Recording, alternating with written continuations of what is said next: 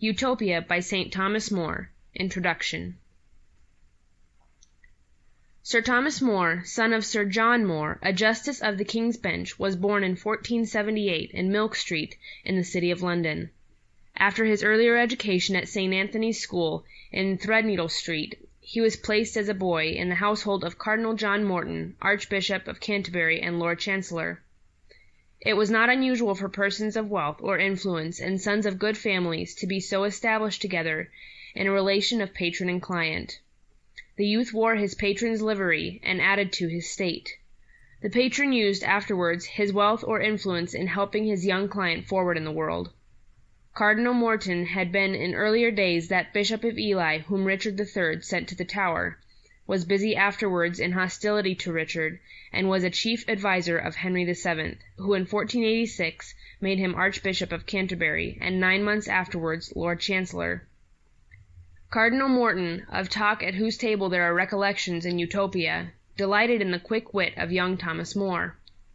He once said, "Whoever shall live to try it, shall see this child here waiting at table prove a notable and rare man." At the age of about 19, Thomas More was sent to Canterbury College, Oxford, by his patron, where he learned Greek of the first men who brought Greek studies from Italy to England, William Grocyn and Thomas Linacre. Linacre, a physician who afterwards took orders, was also the founder of the College of Physicians. In 1499, More left Oxford to study law in London, at Lincoln's Inn, and in the next year Archbishop Morton died. More's earnest character caused him while studying law to aim at the subduing of the flesh, by wearing a hair shirt, taking a log for a pillow, and whipping himself on Fridays. At the age of 21 he entered Parliament, and soon after he had been called to the bar he was made Under-Sheriff of London. In 1503 he opposed in the House of Commons Henry VII's proposal for a subsidy on account of the marriage portion of his daughter Margaret, and he opposed with so much energy that the House refused to grant it. One went and told the king that a beardless boy had disappointed all his expectations. During the last years, therefore, of Henry VII, More was under the displeasure of the king, and had thoughts of leaving the country. Henry VII died in April of 1509, when More's age was a little over 30. In the first years of the reign of Henry VIII, he rose to large practice in the law courts, where it is said he refused to plead in cases which he thought unjust, and took no fees from widows, orphans, or the poor. He would have preferred marrying the second daughter of John Colt of New Hall in Essex, but chose her elder sister, that he might not subject her to the discredit of being passed over. In 1513, Thomas More, still Under-Sheriff of London, is said to have written his History of the Life and Death of King Edward V, and of the usurpation of Richard III. The book, which seems to contain the knowledge and opinions of More's patron, Morton, was not printed until 1557, when its writer had been 22 years dead. It was then printed from an MS in More's handwriting. In the year 1515, Wolsey, Archbishop of York, was made cardinal by Leo X. Henry VIII made him Lord Chancellor, and from that year until 1523, the king and the cardinal ruled England with absolute authority, and called no parliament.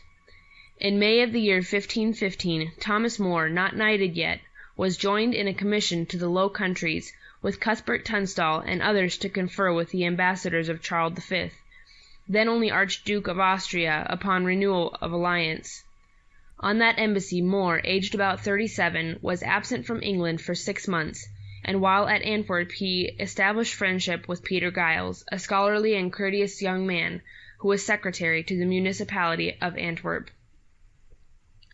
Cuthbert Tunstall was a rising churchman, chancellor to the Archbishop of Canterbury, who in that year of 1515 was made Archdeacon of Chester, and in May of the next year, 1516, Master of the Rolls.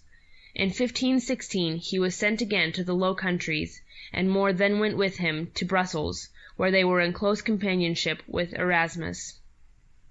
More's Utopia was written in Latin, and is in 2 parts, of which the second, describing the place, the Greek text means Nusquama, as he called it sometimes in his letters, or nowhere, was probably written towards the close of 1515, the first part, introductory, early in 1516. The book was first printed at Louvain late in 1516 under the editorship of Erasmus, Peter Giles, and other of More's friends in Flanders. It was then revised by More and printed by Frobenius at Basel in November of 1518. It was reprinted at Paris and Vienna, but was not printed in England during More's lifetime. Its first publication in this country was in the English translation, made in Edward VI's reign in 1551 by Ralph Robinson. It was translated with more literary skill by Gilbert Burnet in 1684, soon after he had conducted the defence of his friend Lord William Russell, attended his execution, vindicated his memory, and been spitefully deprived by James II of his lectureship at St. Clement's. Burnet was drawn to the translation of Utopia by the same sense of unreason in high places that caused More to write the book. Burnet's is the translation given in this volume. The name of the book has given an adjective to our language. We call an impracticable scheme Utopian. Yet, under the veil of a playful fiction, the talk is intensely earnest, and abounds in practical suggestion. It is the work of a scholarly and witty Englishman, who attacks in his own way the chief political and social evils of his time.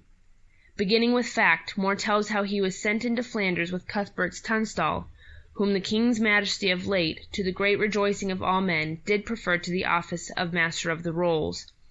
How the commissioners of Charles met them at Bruges, and presently returned to Brussels for instructions, and how More then went to Antwerp, where he found a pleasure in the society of Peter Giles which soothed his desire to see again his wife and children, from whom he had been 4 months away.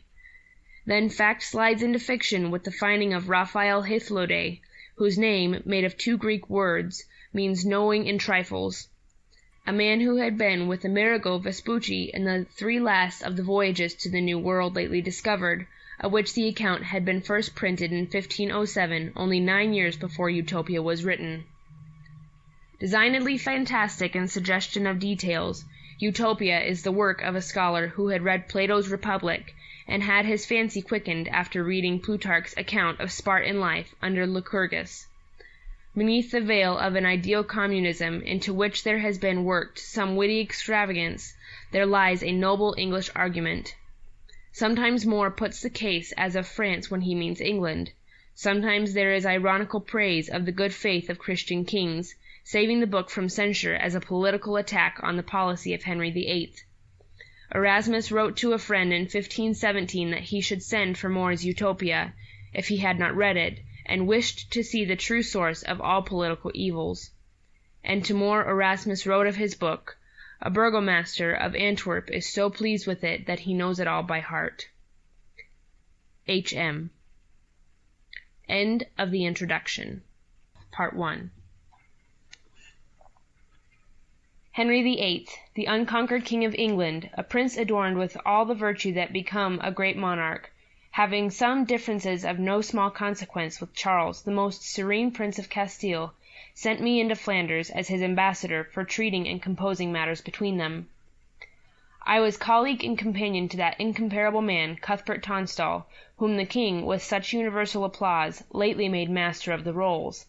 but of whom I will say nothing, not because I fear that the testimony of a friend will be suspected, but rather because his learning and virtues are too great for me to do them justice, and so well known that they need not my commendations, unless I would, according to the proverb, show the sun with a lantern. Those that were appointed by the prince to treat with us met us at Bruges, according to agreement. They were all worthy men. The Margrave of Bruges was their head, and the chief man among them, but he that was esteemed the wisest, and that spoke for the rest, was George Temsey, the provost of Castlesea. Both art and nature had concurred to make him eloquent. He was very learned in the law, and, as he had a great capacity, so, by a long practice in affairs, he was very dexterous at unravelling them. After we had several times met, without coming to an agreement, they went to Brussels for some days, to know the prince's pleasure, and since our business would admit it, I went to Antwerp. While I was there, among many that visited me, there was one that was more acceptable to me than any other, Peter Giles, born at Antwerp, who is a man of great honour, and of a good rank in his town, though less than he deserves. For I do not know if there be anywhere to be found a more learned and better bred young man, For as he is both a very worthy and a very knowing person, so he is so civil to all men, so particularly kind to his friends, and so full of candour and affection, that there is not perhaps above one or two anywhere to be found, that is in all respects so perfect a friend. He is extraordinarily modest, there is no artifice in him, and yet no man has more of a prudent simplicity. His conversation was so pleasant and so innocently cheerful, that his company in a great measure lessened any longings to go back to my country, and to my wife and children, which in absence of 4 months had quickened very much. One day, as I was returning home from Mass at St. Mary's, which is the chief church, and the most frequented of any in Antwerp, I saw him by accident talking with a stranger, who seemed past the flower of his age. His face was tanned, he had a long beard, and his cloak was hanging carelessly about him, so that, by his looks and habit, I concluded he was a seaman. As soon as Peter saw me, he came and saluted me, and as I was returning his civility, he took me aside, and pointing to him with whom he had been discoursing, he said, "Do you see that man? I was just thinking to bring him to you." I answered, "He should have been very welcome on your account." "And on his own too," replied he, "if you knew the man, for there is none alive that can give so copious an account of unknown nations and countries as he can do, which I know you very much desire." "Then," said I did not guess amiss, for at first sight I took him for a seaman. "But you are much mistaken," said he, "for he has not sailed as a seaman, but as a traveller, or rather a philosopher. This Raphael, who from his family carries the name of Hithlode, is not ignorant of the Latin tongue, but is eminently learned in the Greek, having applied himself more particularly to that than to the former, because he had given himself much to philosophy, in which he knew that the Romans have left us nothing that is valuable, except what is to be found in Seneca and Cicero. He is a Portuguese by birth, and was so desirous of seeing the world, that he divided his estate among his brothers, ran the same hazard as Americus Vespudius, and bore a share in 3 of his 4 voyages that are now published. Only he did not return with him in his last, but obtained leave of him almost by force, that he might be one of those 24 who were left at the farthest place at which they touched in their last voyage to New Castile. The leaving him thus did not a little gratify one that was more fond of travelling than of returning home to be buried in his own country, for he used often to say that the way to heaven was the same from all places, and he that had no grave had the heavens still over him. Yet this disposition of mind had cost him dear, if God had not been very gracious to him. For after he, with 5 Castilians, had travelled over many countries, at last, by strange good fortune, he got to Ceylon, and from thence to Calicut, where he, very happily, found some Portuguese ships, and beyond all men's expectations, returned to his native country. When Peter had said this to me, I thanked him for his kindness in intending to give me the acquaintance of a man whose conversation he knew would be so acceptable, and upon that Raphael and I embraced each other. After those civilities were past, which are usual with strangers upon their first meeting, we all went to my house, and entering into the garden, sat down on a green bank and entertained one another in discourse. He told us that when Vespudius had sailed away, he, and his companions that stayed behind in New Castile, by degrees insinuated themselves into the affections of the people of the country, meeting often with them and treating them gently. And at last they not only lived among them without danger, but conversed familiarly with them, and got so far into the heart of a prince, whose name and country I have forgot, that he both furnished them plentifully with all things necessary, and also with the convenience of travelling, both boats when they went by water, and wagons when they trained over land. He sent with them a very faithful guide, who was to introduce and recommend them to such other princes as they had a mind to see. And after many days' journey they came to towns and cities, and to commonwealths, that were both happily governed and well peopled. Under the equator, and as far on both sides of it as the sun moves, there lay vast deserts that were parched with the perpetual heat of the sun. The soil was withered, all things looked dismally, and all places were either quite uninhabited, or abounded with wild beasts and serpents, and some few men, that were neither less wild nor less cruel than the beasts themselves. But, as they went farther, a new scene opened, all things grew milder, the air less burning, the soil more verdant, and even the beasts were less wild. And at last there were nations, towns, and cities, that had not only mutual commerce among themselves and with their neighbours, but traded, both by sea and land, to very remote countries. There they found the conveniences of seeing many countries on all hands, for no ship went any voyage into which he and his companions were not very welcome. The first vessels that they saw were flat-bottomed, their sails were made of reeds and wicker woven close together, only some were of leather. But afterwards they found ships made with round keels and canvas sails, and in all aspects like our ships, and the seamen understood both astronomy and navigation. He got wonderfully into their favour by showing them the use of the needle, of which till then they were utterly ignorant.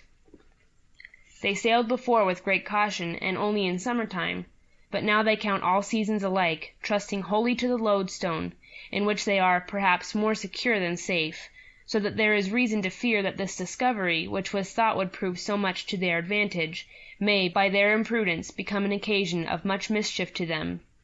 But it were too long to dwell on all that he told us he had observed in every place. It would be too great a digression from our present purpose. Whatever is necessary to be told concerning those wise and prudent institutions which he observed among civilized nations may perhaps be related by us on a more proper occasion.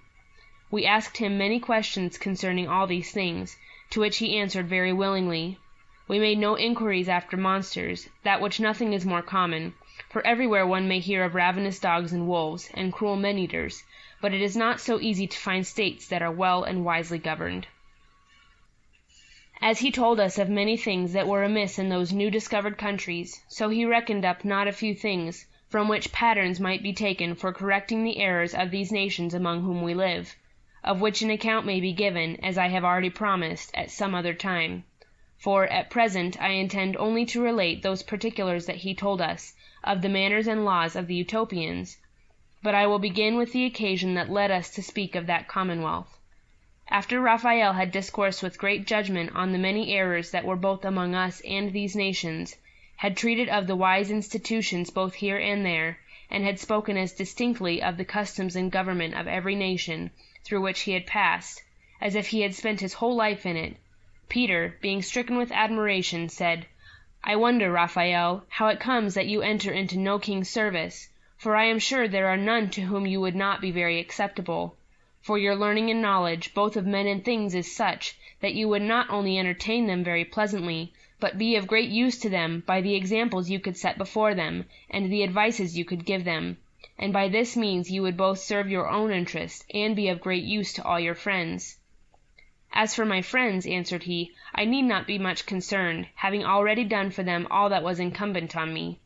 For when I was not only in good health, but fresh and young, I distributed that among my kindred and friends which other people do not part with till they are old and sick,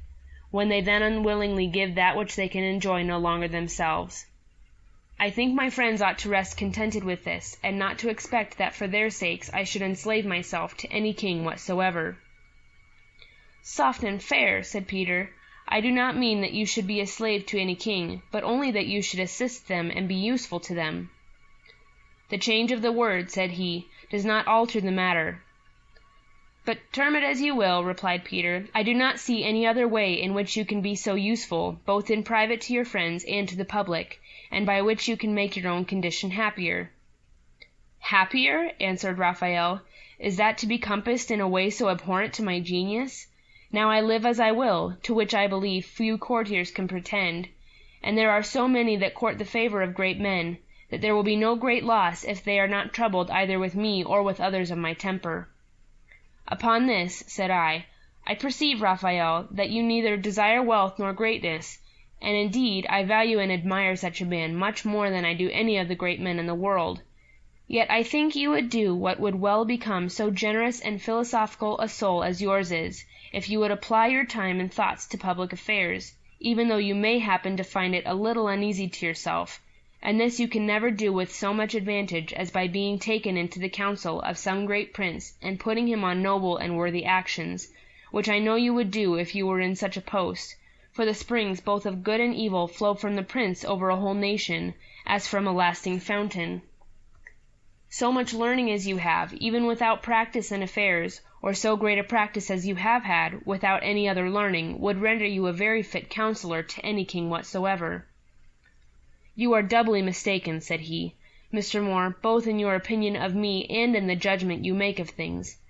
For as I have not that capacity that you fancy I have, so if I had it, the public would not be one jot the better when I had sacrificed my quiet to it. For most princes apply themselves more to affairs of war than to the useful arts of peace, and in these I neither have any knowledge, nor do I much desire it. They are generally more set on acquiring new kingdoms, right or wrong, than on governing well those they possess. And among the ministers of princes there are none that are not so wise as to need no assistance, or at least that do not think themselves so wise that they imagine they need none.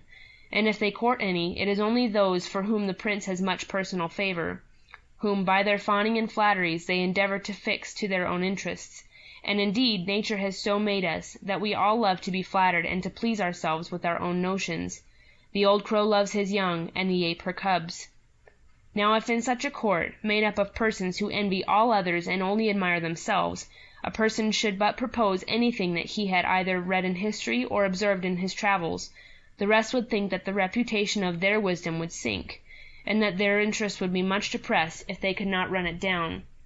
And if all other things failed, then they would fly to this, that such or such things pleased our ancestors, and it were well for us if we could but match them. They would set up their rest on such an answer as a sufficient confutation of all that could be said, as if it were a great misfortune that any should be found wiser than his ancestors. But though they willingly let go all the good things that were among those of former ages, yet, if better things are proposed, they cover themselves obstinately with this excuse of reverence to past times. I have met with these proud, morose, and absurd judgments of things in many places, particularly once in England. "Were you ever there?" said I. "Yes, I was," answered he, "and stayed some months there, not long after the rebellion in the West was suppressed, with a great slaughter of the poor people that were engaged in it. I was then much obliged to that reverend prelate John Morton, Archbishop of Canterbury, Cardinal, and Chancellor of England, a man," said he, "Peter, for Mr. Moore knows well what he was, that was not less venerable for his wisdom and virtues than for the high character he bore.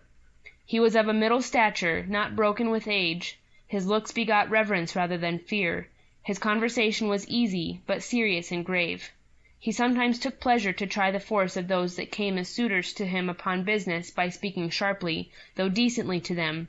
and by that he discovered their spirit and presence of mind, with which he was much delighted when it did not grow up to impudence, as bearing a great resemblance to his own temper, and he looked on such persons as the fittest men for affairs. He spoke both gracefully and weightily. He was eminently skilled in the law, had a vast understanding and a prodigious memory, and those excellent talents with which nature had furnished him were improved by study and experience. When I was in England, the king depended much on his counsels, and the government seemed to be chiefly supported by him, for from his youth he had been all along practised in affairs, and, having passed through many traverses of fortune, he had, with great cost, acquired a vast stock of wisdom, which is not soon lost when it is purchased so dear. One day, when I was dining with him, there happened to be at table one of the English lawyers, who took occasion to run out in a high commendation of the severe execution of justice upon thieves, who, as he said, were then hanged so fast that there were sometimes 20 on one gibbet. And upon that, he said, he could not wonder enough how it came to pass that, since so few escaped, there were yet so many thieves left, who were still robbing in all places. Upon this, I, who took the boldness to speak freely before the cardinal, said, there was no reason to wonder at the matter, since this way of punishing thieves was neither just in itself nor good for the public, for, as the severity was too great, so the remedy was not effectual, simple theft not being so great a crime that it ought to cost a man his life.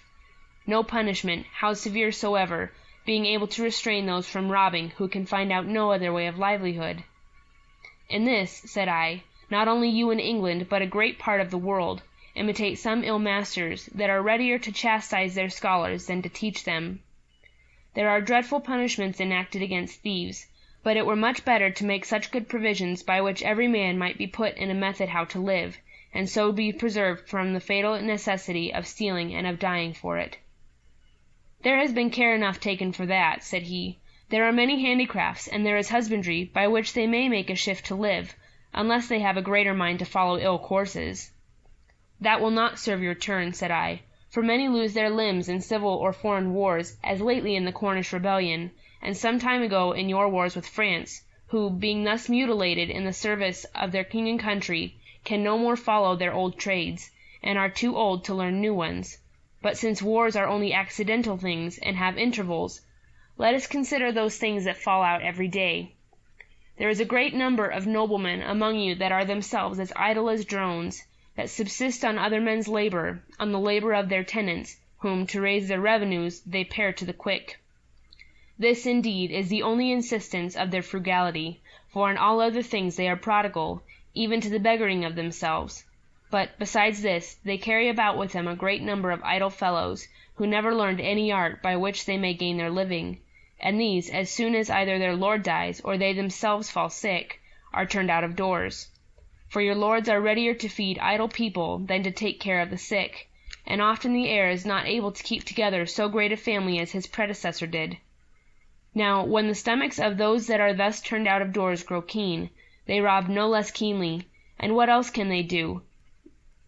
For when, by wandering about, they have worn out both their health and their clothes, and are tattered, and look ghastly, men of quality will not entertain them, and poor men dare not do it, knowing that one who has been bred up in idleness and pleasure, and who was used to walk about with his sword and buckler, despising all the neighbourhood with an insolent scorn as far below him, is not fit for the spade and mattock. Nor will he serve a poor man for so small a hire, and in so low a diet as he can afford to give him. To this he answered, This sort of men ought to be particularly cherished, for in them consists the force of the armies for which we have occasion, since their birth inspires them with a nobler sense of honour than is to be found among tradesmen or ploughmen. You may as well say, replied I, that you must cherish thieves on account of wars, for you will never want the one as long as you have the other, and as robbers prove sometimes gallant soldiers, so soldiers often prove brave robbers, so near an alliance there is between those two sorts of life. But this bad custom, so common among you, of keeping many servants, is not peculiar to this nation. In France there is yet a more pestiferous sort of people, for the whole country is full of soldiers, still kept up in time of peace, if such a state of nation can be called a peace, and these are kept in pay upon the same account that you plead for those idle retainers about noblemen, this being a maxim of those pretended statesmen, that it is necessary for the public safety to have a good body of veteran soldiers ever in readiness. They think raw men are not to be depended on, and they sometimes seek occasions for making war, that they may train up their soldiers in the art of cutting throats, or, as Sallust observed, for keeping their hands in use, that they may not grow dull by too long an intermission. But France has learned to its cost how dangerous it is to feed such beasts. The fate of the Romans, Carthaginians, and Syrians, and many other nations and cities, which were both overturned and quite ruined by those standing armies, should make others wiser, and the folly of this maxim of the French appears plainly even from this, that their trained soldiers often find your raw men prove too hard for them, of which I will not say much, lest you may think I flatter the English. Every day's experience shows that the mechanics in the towns or the clowns in the country are not afraid of fighting with those idle gentlemen, if they are not disabled by some misfortune in their body or dispirited by extreme want, so that you need not fear that those well-shaped and strong men, for it is only such that noblemen love to keep about them till they spoil them, who now grow feeble with ease and are softened with their effeminate manner of life, would be less fit for action if they were well bred and well employed. And it seems very unreasonable that, for the prospect of a war, which you need never have but when you please, you should maintain so many idle men, as will always disturb you in time of peace, which is ever to be more considered than war. But I do not think that this necessity of stealing arises only from hence. There is another cause of it, more peculiar to England. What is that? Said the Cardinal. The increase of pasture, said I, by which your sheep, which are naturally mild, and easily kept in order, may be said now to devour men and unpeople, not only villages, but towns, for wherever it is found that the sheep of any soil yield a softer and richer wool than ordinary, there the nobility and gentry, and even those unholy men, the dobos, not contented with the old rents which their farms yielded, nor thinking it enough that they, living at their ease, do no good to the public, resolve to do it hurt instead of good. They stop the course of agriculture, destroying houses and towns, reserving only the churches, and enclose grounds that they may lodge their sheep in them.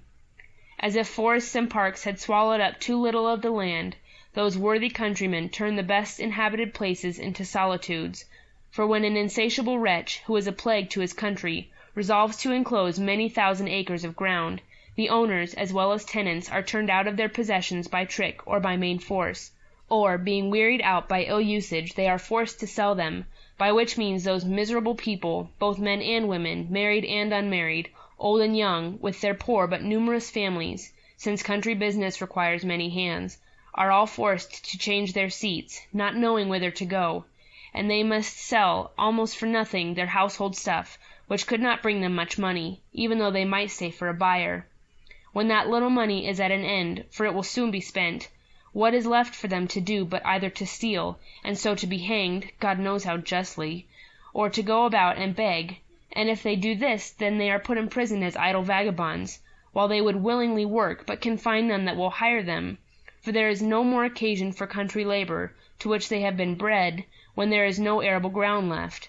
One shepherd can look after a flock, which will stock an extent of ground that would require many hands if it were to be ploughed and reaped. This likewise in many places raises the price of corn. The price of wool is also so risen that the poor people, who were wont to make cloth, are no more able to buy it, and this likewise makes many of them idle. For since the increase of pasture, God has punished the avarice of the owners by a rot among the sheep, which has destroyed vast numbers of them. To us it might have seemed more than just had it fell on the owners themselves.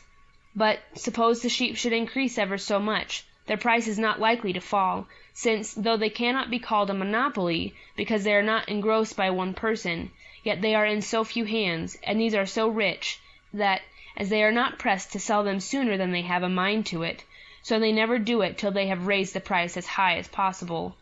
And on the same account it is that the other kinds of cattle are so dear, because many villages being pulled down, and all country labour being neglected, there are none who make it their business to breed them. The rich do not breed cattle as they do sheep, but buy them lean and at low prices, and after they have fattened them on their grounds, sell them again at high rates. And I do not think that all the inconveniences this will produce are yet observed, for, as they sell the cattle dear, so if they are consumed faster than the breeding countries from which they are brought can afford them, then the stock must decrease, and this must needs end in great scarcity. And by these means, this your island, which seemed as to this particular the happiest in the world, will suffer much by the cursed avarice of a few persons. Besides this, the rising of corn makes all people lessen their families as much as they can, and what can those who are dismissed by them do but either beg or rob? And to this last a man of a great mind is much sooner drawn than to the former. Luxury likewise breaks in apace upon you to set forward your poverty and misery. There is an excessive vanity in apparel, and great cost in diet, and that not only in noblemen's families, but even among tradesmen, among the farmers themselves, and among all ranks of persons. You have also many infamous houses, and besides those that are known, the taverns and alehouses are no better. Add to these dice, cards, tables, football, tennis, and quoits, in which money runs fast away, and those that are initiated into them must, in the conclusion, betake themselves to robbing for a supply. Banish these plagues, and give orders that those who have dispeopled so much soil may either rebuild the villages they have pulled down, or let out their grounds to such as will do it. Restrain those engrossings of the rich, that are as bad almost as monopolies. Leave fewer occasions to idleness. Let agriculture be set up again, and the manufacture of the wool be regulated, that so there may be work found for those companies of idle people whom want forces to be thieves, or who now, being idle vagabonds or useless servants, will certainly grow thieves at last. If you do not find a remedy to these evils, it is a vain thing to boast of your severity in punishing theft, which, though it may have the appearance of justice, yet in itself is neither just nor convenient. For if you suffer your people to be ill-educated, and their manners to be corrupted from their infancy, and then punish them for those crimes to which their first education disposed them, what else is to be concluded from this, but that you first make thieves and then punish them? Part 2. While I was talking thus, the counsellor who was present had prepared an answer, and had resolved to resume all I had said, according to the formality of a debate, in which things are generally repeated more faithfully than they are answered, as if the chief trial to be made were of men's memories. "You have talked prettily for a stranger," he said, "having heard of many things among us which you have not been able to consider well. But I will make the whole matter plain to you, and will first repeat in order all that you have said. Then I will show how much your ignorance of our affairs has misled you, and will, in the last place, answer all your arguments. And, that I may begin where I promised, there were 4 things—" "Hold your peace," said the cardinal. "This will take up too much time. Therefore we will, at present, ease you of the trouble of answering, and reserve it to our next meeting, which shall be tomorrow, if Raphael's affairs and yours can admit of it. But, Raphael," said he to me, "I would gladly know upon what reason it is that you think theft ought not to be punished by death. Would you give way to it, or do you propose any other punishment that will be more useful to the public? For, since death does not restrain theft, if men thought their lives would be safe, what fear or force could restrain ill men? On the contrary, they would look on the mitigation of the punishment as an invitation to commit more crimes." I answered, "It seems to me a very unjust thing to take away a man's life for a little money, for nothing in the world can be of equal value with a man's life. And if it be said that it is not for the money that one suffers but for his breaking the law, I must say, extreme justice is an extreme injury, for we ought not to approve of those terrible laws that make the smallest offences capital, nor of that opinion of the Stoics that makes all crimes equal, as if there were no difference to be made between the killing of a man and the taking his purse, between which, if we examine things impartially, there is no likeness nor proportion. God has commanded us not to kill, and shall we kill so easily for a little money? But if one shall say, that by the law we are only forbid to kill any except when the laws of the land allow of it, upon the same grounds laws may be made in some cases, to allow of adultery and perjury. For God having taken from us the right of disposing either of our own or of other people's lives, if it is pretended that the mutual consent of men in making laws can authorize manslaughter in cases in which God has given us no example, that it frees people from the obligation of the divine law, and so makes murder a lawful action, what is this but to give a preference to human laws before the divine? And, if this is once admitted, by the same rule men may, in all other things, put what restrictions they please upon the laws of God. If, by the Mosaical law, though it was rough and severe, as being a yoke laid on an obstinate and servile nation, men were only fined, and not put to death for theft, we cannot imagine that in this new law of mercy, in which God treats us with the tenderness of a father, he has given us a greater license to cruelty than he did to the Jews. Upon these reasons it is that I think putting thieves to death is not lawful, and it is plain and obvious that it is absurd and of ill consequence to the commonwealth that a thief and a murderer should be equally punished. For if a robber sees that his danger is the same if he is convicted of theft as if he were guilty of murder, this will naturally incite him to kill the person whom otherwise he would only have robbed, since, if the punishment is the same, there is more security and less danger of discovery, when he that can best make it is put out of the way, so that terrifying thieves too much provokes them to cruelty. But as to the question, what more convenient way of punishment can be found? I think it much easier to find out that than to invent anything that is worse. Why should we doubt but the way that was so long in use among the old Romans, who understood so well the arts of government, was very proper for their punishment? They condemned such as they found guilty of great crimes to work their whole lives in quarries, or to dig in mines with chains about them. But the method that I liked best was that which I observed in my travels in Persia, among the Polylaurites, who are a considerable and well-governed people. They pay a yearly tribute to the king of Persia, but in all other respects they are a free nation, and governed by their own laws. They lie far from the sea, and are environed with hills, and, being contented with the productions of their own country, which is very fruitful, they have little commerce with any other nation, and as they, according to the genius of their country, have no inclination to enlarge their borders, so their mountains and the pension they pay to the Persian secure them from all invasions. Thus they have no wars among them, they live rather conveniently than with splendor, and may be rather called a happy nation than either eminent or famous, for I do not think that they are known, so much as by name, to any but their next neighbors. Those that are found guilty of theft among them are bound to make restitution to the owner, and not, as it is in other places, to the prince, for they reckon that the prince has no more right to the stolen goods than the thief. But if that which was stolen is no more in being, then the goods of the thieves are estimated, and restitution being made out of them, the remainder is given to their wives and children, and they themselves are condemned to serve in the public works, but are neither imprisoned nor chained, unless there happens to be some extraordinary circumstance in their crimes. They go about loose and free, working for the public. If they are idle or backward to work, they are whipped, but if they work hard, they are well used and treated without any mark of reproach. Only the lists of them are called always at night, and then they are shut up. They suffer no other uneasiness but this of constant labor, for, as they work for the public, so they are well entertained out of the public stock, which is done differently in different places. In some places, whatever is bestowed on them is raised by a charitable contribution, and, though this way may seem uncertain, yet so merciful are the inclinations of that people, that they are plentifully supplied by it. But in other places public revenues are set aside for them, or there is a constant tax or poll money raised for their maintenance. In some places they are set to no public work, but every private man that has occasion to hire workmen goes to the marketplaces and hires them out of the public, a little lower than he would do a free man. If they go lazily about their task, he may quicken them with the whip. But this means there is always some piece of work or other to be done by them, and, besides their livelihood, they earn somewhat still to the public. They all wear a peculiar habit of one certain color, and their hair is cropped a little above their ears, and a piece of one of their ears is cut off. Their friends are allowed to give them either meat, drink, or clothes, so they are of the proper color, but it is death both to the giver and the taker, if they give them money. Nor is it less penal for any freeman to take money from them upon any account whatsoever, and it is also death for any of these slaves, so they are called, to handle arms. Those of every division of the country are distinguished by a peculiar mark, which it is capital for them to lay aside, to go out of their bounds, or to talk with a slave of another jurisdiction, and the very attempt of an escape is no less penal than an escape itself.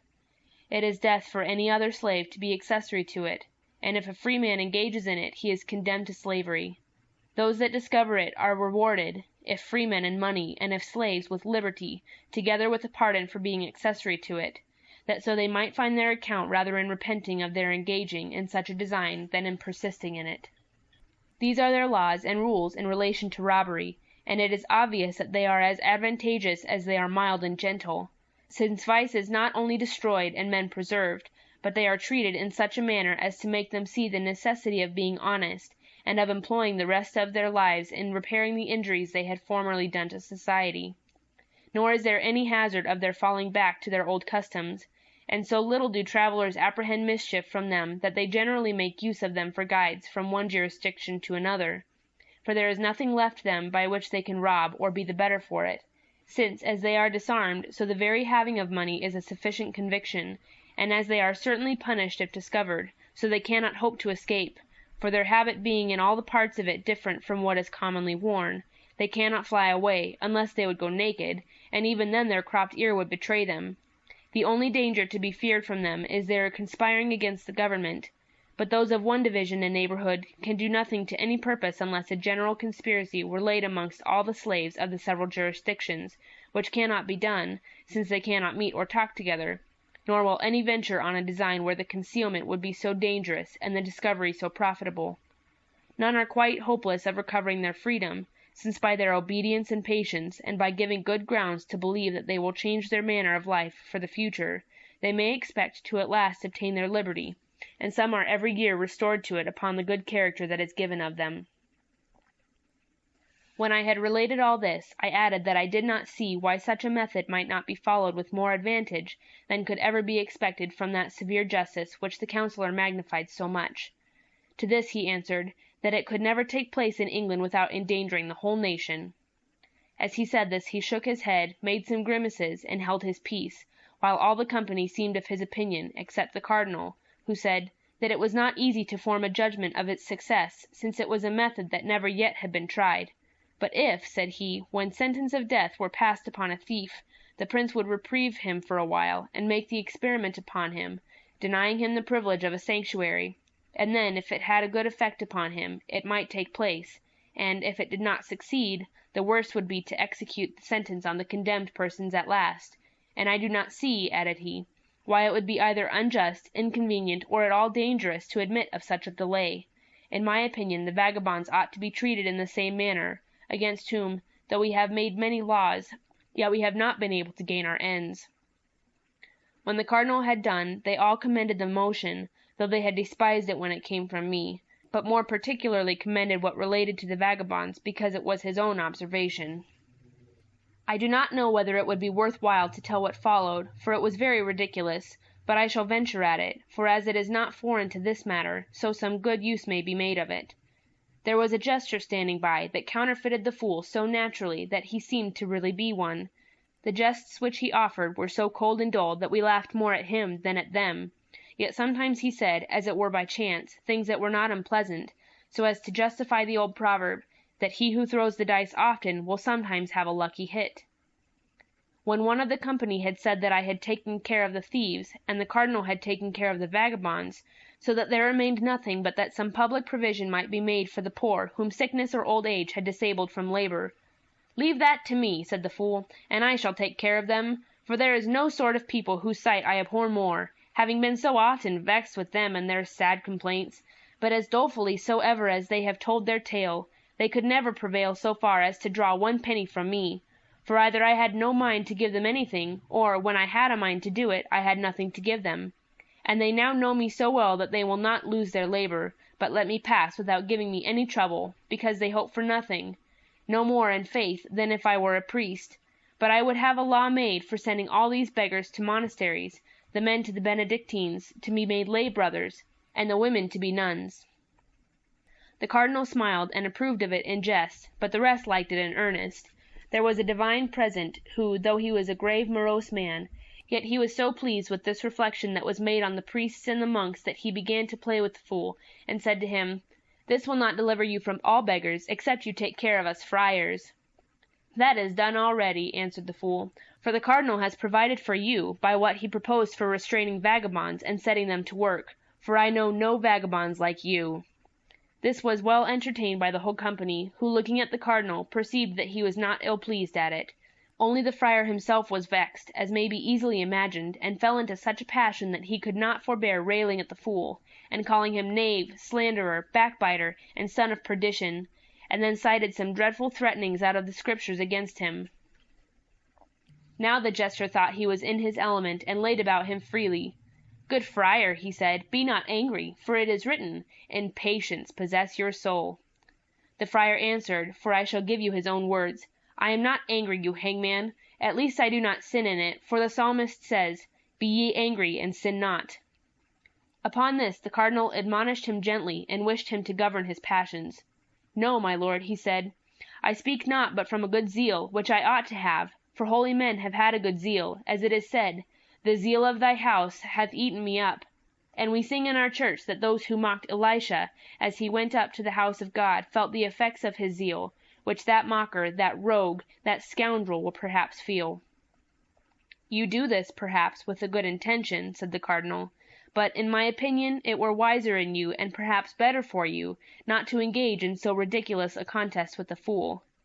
"No, my lord," answered he, "that were not wisely done, for Solomon, the wisest of men, said, 'Answer a fool according to his folly,' which I now do, and show him the ditch into which he will fall, if he is not aware of it. For if the many mockers of Elisha, who was but one bald man, felt the effect of his zeal, what will become of the mocker of so many friars, among whom there are so many bald men? We have, likewise, a bull, by which all that jeer us are excommunicated." When the cardinal saw that there was no end of this matter, he made a signal to the fool to withdraw, turned the discourse another way, and soon after rose from the table, and, dismissing us, went to hear causes. Thus, Mr. Moore, I have run out into a tedious story, of the length of which I had been ashamed, if, as you earnestly begged it of me, I had not observed you to hearken to it, as if you had no mind to lose any part of it. I might have contracted it, but I resolved to give it to you at large, that you might observe how those that despised what I had proposed no sooner perceived that the cardinal did not dislike it, but presently approved of it, fawned so on him and flattered him to such a degree, that they in good earnest applauded those things that he only liked in jest, and from hence you may gather how little courtiers would value either me or my counsels. To this I answered, you have done me a great kindness in this relation, for as everything has been related by you both wisely and pleasantly, so you have made me imagine that I was in my own country and grown young again, by recalling that good cardinal to my thoughts, in whose family I was bred from my childhood. And though you are, upon other accounts, very dear to me, yet you are the dearer because you honor his memory so much. But, after all this, I cannot change my opinion, for I still think that if you could overcome that aversion which you have to the courts of princes, you might, by the advice which it is in your power to give, do a great deal of good to mankind. And this is the chief design that every good man ought to propose to himself in living. For your friend Plato thinks that nations will be happy when either philosophers become kings or kings become philosophers. It is no wonder if we are so far from that happiness, while philosophers will not think it their duty to assist kings with their counsels. They are not so base-minded, said he, but that they would willingly do it. Many of them have already done it by their books, if those that are in power would but hearken to their good advice. But Plato judged right, that except kings themselves become philosophers, they who from their childhood are corrupted with false notions would never fall in entirely with the counsels of philosophers, and this he himself found to be true in the person of Dionysus. Do you not think that if I were about any king, proposing good laws to him, and endeavouring to root out all the cursed seeds of evil that I found in him, I should either be turned out of his court, or at least be laughed at for my pains? For instance, what could I signify if I were about the King of France, and were called into his cabinet council, where several wise men in his hearing were proposing many expedients, as by what arts and practices Milan may be kept, and Naples, that has so often slipped out of their hands, recovered, how the Venetians, and after them the rest of Italy, may be subdued, and then how Flanders, Brabant, and all Burgundy, and some other kingdoms which he has swallowed already in his designs, may be added to his empire. One proposes a league with the Venetians, to be kept as long as he finds his account in it, and that he ought to communicate counsels with them, and give them some share of the spoil till his success makes him need or fear them less, and then it will be easily taken out of their hands.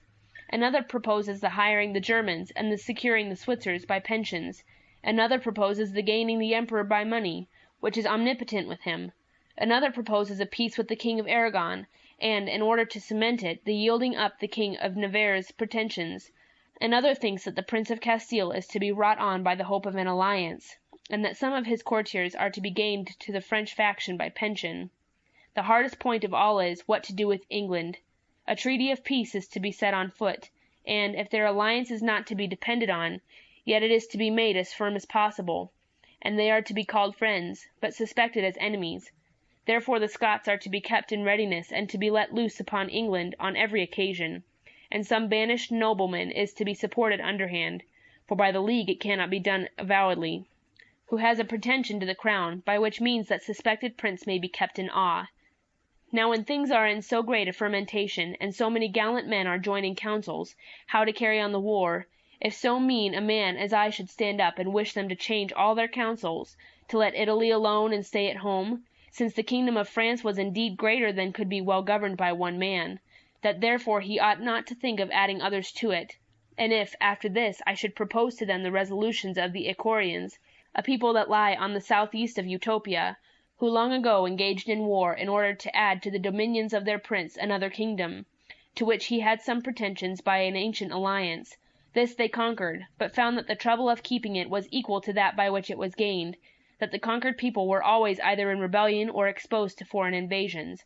while they were obliged to be incessantly at war, either for or against them, and consequently could never disband their army, that in the meantime they were oppressed with taxes. Their money went out of the kingdom, their blood was spilt for the glory of their king without procuring the least advantage to the people, who received not the smallest benefit from it even in time of peace, and that, their manners being corrupted by a long war, robbery and murders everywhere abounded, and their laws fell into contempt, while their king, distracted with the care of two kingdoms, was the less able to apply his mind to the interest of either. When they saw this, and that there would be no end to these evils, they by joint councils made an humble address to their king, desiring him to choose which of the two kingdoms he had the greatest mind to keep, since he could not hold both, for they were too great a people to be governed by a divided king, since no man would willingly have a groom that should be in common between him and another. Upon which the good prince was forced to quit his new kingdom to one of his friends, who was not long after dethroned, and to be contented with his old one. To this I would add that after all those warlike attempts, the vast confusions, and the consumption both of treasure and of people that must follow them, perhaps upon some misfortune they might be forced to throw up all at last. Therefore it seemed much more eligible that the king should improve his ancient kingdom all he could, and make it flourish as much as possible, that he should love his people, and be beloved of them, that he should live among them, govern them gently, and let other kingdoms alone, since that which had fallen to his share was big enough, if not too big for him. Pray, how do you think would such a speech as this be heard?" "I confess," said I think not very well." "But what," said he, "if I should sort with another kind of ministers, whose chief contrivances and consultations were by what art the prince's treasures might be increased, where one proposes raising the value of specie when the king's debts are large, and lowering it when his revenues were to come in, that so he might both pay much with a little, and in a little receive a great deal? Another proposes a pretence of a war, that money might be raised in order to carry it on, and that such a peace be concluded as soon as that was done, and this with such appearances of religion as might work on the people, and make them impute it to the piety of their prince, and to his tenderness for the lives of his subjects. A third offers some old musty laws that have been antiquated by long disuse, and which, as they had been forgotten by all the subjects, so they had also been broken by them, and proposes the levying the penalties of these laws, that as it would bring in a vast treasure, so there might be a very good pretence for it, since it would look like the executing a law and the doing of justice. A fourth proposes the prohibiting of many things under severe penalties, especially as such were against the interest of the people, and then the dispensing with these prohibitions upon great compositions, to those who might find their advantage in breaking them. This would serve two ends, both of them acceptable to many, for as those whose avarice led them to transgress would be severely fined, so the selling licenses dear would look as if a prince were tender to his people, and would not easily, or at low rates, dispense with anything that might be against the public good. Another proposes that the judges must be made sure, that they may declare themselves always in favor of the prerogative, that they must be often sent for to court, that the king may hear them argue those points in which he is concerned, since, how unjust soever any of his pretensions may be, yet still some one or other of them, either out of contradiction to others, or the pride of singularity, or to make their court, would find out some pretence or other to give the king a fair colour to carry the point. For if the judges but differ in opinion, the clearest thing in the world is made by that means disputable, and truth being once brought in question, the king may then take advantage to expound the law for his own profit, while the judges that stand out will be brought over, either through fear or modesty, and they being thus gained, all of them may be sent to the bench to give sentence boldly, as the king would have it, for fair pretences will never be wanting when sentence is to be given in the prince's favour. It will either be said that equity lies of his side, or some words in the law will be found sounding that way, or some forced sense will be put on them, and, when all other things fail, the king's undoubted prerogative will be pretended, as that which is above all law, and to which a religious judge ought to have a special regard. Thus all consent to that maxim of Crassus, that a prince cannot have treasure enough, since he must maintain his armies out of it, that a king, even though he would, can do nothing unjustly, that all property is in him, not excepting the very persons of his subjects, and that no man has any other property but that which the king, out of his goodness, thinks fit to leave him, and they think it is the prince's interest that there be as little of this left as may be, as if it were his advantage that his people should have neither riches nor liberty, since these things make them less easy and willing to submit to a cruel and unjust government. Whereas necessity and poverty blunts them, makes them patient, beats them down, and breaks that height of spirit that might otherwise dispose them to rebel. Now what if, after all these propositions were made, I should rise up and assert that such counsels were both unbecoming a king and mischievous to him, and that not only his honour but his safety consisted more in his people's wealth than in his own? If I should show that they choose a king for their own sake, and not for his, that by his care and endeavours they may be both easy and safe, and that therefore a prince ought to take more care of his people's happiness than of his own, as a shepherd is to take more care of his flock than of himself? It is also certain that they are much mistaken that think the poverty of a nation is a mean of the public safety. Who quarrel more than beggars? Who does more earnestly long for a change than he that is uneasy in his present circumstances? And who run to create confusions with so desperate a boldness as those who, having nothing to lose, hope to gain by them? If a king should fall under such contempt or envy that he could not keep his subjects in their duty but by oppression and ill usage, and by rendering them poor and miserable, it were certainly better for him to quit his kingdom than to retain it by such methods as make him, while he keeps the name of authority, lose the majesty due to it. Nor is it so becoming the dignity of a king to reign over beggars as over rich and happy subjects. And therefore Fabricius, a man of a noble and exalted temper, said, He would rather govern rich men than be rich himself, since for one man to abound in wealth and pleasure when all about him are mourning and groaning is to be a gaoler and not a king. He is an unskilful physician that cannot cure one disease without casting his patient into another. So he that can find no other way for correcting the errors of his people but by taking from them the conveniences of life, shows that he knows not what it is to govern a free nation. He himself ought rather to shake off his sloth, or to lay down his pride, for the contempt or hatred that his people have for him takes its rise from the vices in himself. Let him live upon what belongs to him without wronging others, and accommodate his expenses to his revenue. Let him punish crimes, and by his wise conduct let him endeavor to prevent them, rather than be severe when he has suffered them to be too common. Let him not rashly revive laws that are abrogated by disuse, especially if they have been long forgotten and never wanted, and let him never take any penalty for the breach of them to which a judge would not give way in a private man, but would look on him as a crafty and unjust person for pretending to it. To these things I would add that law among the Macarians, a people that lived not far from Utopia, by which their king, on the day on which he began to reign, is tied by an oath, confirmed by solemn sacrifices, never to have at once above 1,000 pounds of gold in his treasures, or so much silver as is equal to that in value.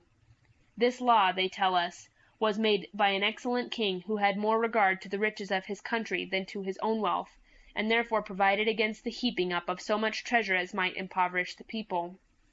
He thought that moderate sum might be sufficient for any accident, if either the king had occasion for it against the rebels, or the kingdom against the invasion of an enemy, but that it was not enough to encourage a prince to invade other men's rights, a circumstance that was the chief cause of his making that law. He also thought that it was a good provision for that free circulation of money so necessary for the course of commerce and exchange, and when a king must distribute all those extraordinary accessions that increase treasure beyond the due pitch, it makes him less disposed to oppress his subjects. Such a king as this will be the terror of ill men, and will be beloved by all the good. Part 3. If, I say, I should talk of these or such like things to men that had taken their bias another way, how deaf they would be to all I could say. No doubt very deaf, answered I, and no wonder, for one is never to offer propositions or advice that we are certain will not be entertained. Discourses so much out of the road could not avail anything, nor have any effect on men whose minds were prepossessed with different sentiments. This philosophical way of speculation is not unpleasant among friends in a free conversation, but there is no room for it in the courts of princes, where great affairs are carried on by authority.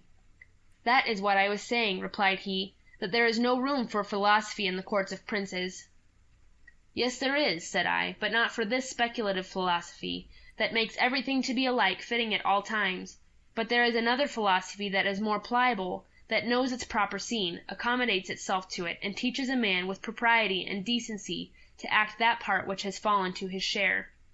If when one of Plautus's comedies is upon the stage, and a company of servants are acting their parts, you should come out in the garb of a philosopher and repeat, out of Octavia, a discourse of Seneca's to Nero, would it not be better for you to say nothing than by mixing things of such different natures to make an impertinent tragicomedy? For you spoil and corrupt the play that is in hand when you mix with it things of an opposite nature, even though they are much better. Therefore go through with the play that is acting the best you can, and do not confound it because another that is pleasanter comes into your thoughts. It is even so in a commonwealth, and in the councils of princes. If ill opinions cannot be quite rooted out, and you cannot cure some received vice according to your wishes, you must not, therefore, abandon the commonwealth, for the same reasons as you should not forsake the ship in a storm because you cannot command the winds. You are not obliged to assault people with discourses that are out of their road, when you see that their received notions must prevent your making an impression upon them. You ought rather to cast about and to manage things with all the dexterity in your power, so that if you are not able to make them go well, they may be as little ill as possible. For, except all men were good, everything cannot be right, and that is a blessing that I do not at present hope to see. According to your argument, answered he, all that I could be able to do would be to preserve myself from being mad, while I endeavored to cure the madness of others. For, if I speak with, I must repeat what I have said to you, and as for lying, whether a philosopher can do it or not I cannot tell. I am sure I cannot do it. But though these discourses may be uneasy and ungrateful to them, I do not see why they should seem foolish or extravagant. Indeed, if I should either propose such things as Plato has contrived in his Commonwealth, or as the Utopians practice in theirs, though they might seem better, as certainly they are, yet they are so different from our establishment, which is founded on property, there being no such thing among them, that I could not expect that it would have any effect on them. But such discourses as mine, which only call past evils to mind and give warning of what may follow, leave nothing in them that is so absurd that they may not be used at any time. For they can only be unpleasant to those who are resolved to run headlong the contrary way, and if we must let alone everything as absurd or extravagant, which by reason of the wicked lives of many may seem uncouth, we must, even among Christians, give over pressing the greatest part of those things that Christ hath taught us, though he has commanded us not to conceal them, but to proclaim on the housetops that which he taught in secret. The greatest parts of his concepts are more opposite to the lives of the men of this age than any part of my discourse has been, but the preachers seem to have learned that craft to which you advise me, for they, observing that the world would not willingly suit their lives to the rules that Christ has given, have fitted his doctrine, as if it had been a leaden rule, to their lives, that so, by some way or other, they might agree with one another. I see no other effect of this compliance, except it be that men become more secure in their wickedness by it, and this is all the success that I can have in a court, for I must always differ from the rest, and then I shall signify nothing, or if I agree with them, I shall then only help forward their madness. I do not comprehend what you mean by your casting about, or by the bending and handling things so dexterously that, if they go not well, they may go as little ill as may be, for in courts they will not bear with a man's holding his peace, or conniving at what others do. A man must barefacedly approve of the worst counsels, and consent to the blackest designs, so that he would pass for a spy, or possibly for a traitor, that did not but coldly approve of such wicked practices, and therefore when a man is engaged in such a society, he will be so far from being able to mend matters by his casting about, as you call it, that he will find no occasions of doing any good. The ill company will sooner corrupt him than be the better for him, or if notwithstanding all their ill company, he still remains steady and innocent, yet their follies and knavery will be imputed to him, and, by mixing counsels with them, he must bear his share of all the blame that belongs wholly to others. It was no ill simile by which Plato set forth the unreasonableness of a philosopher's meddling with government.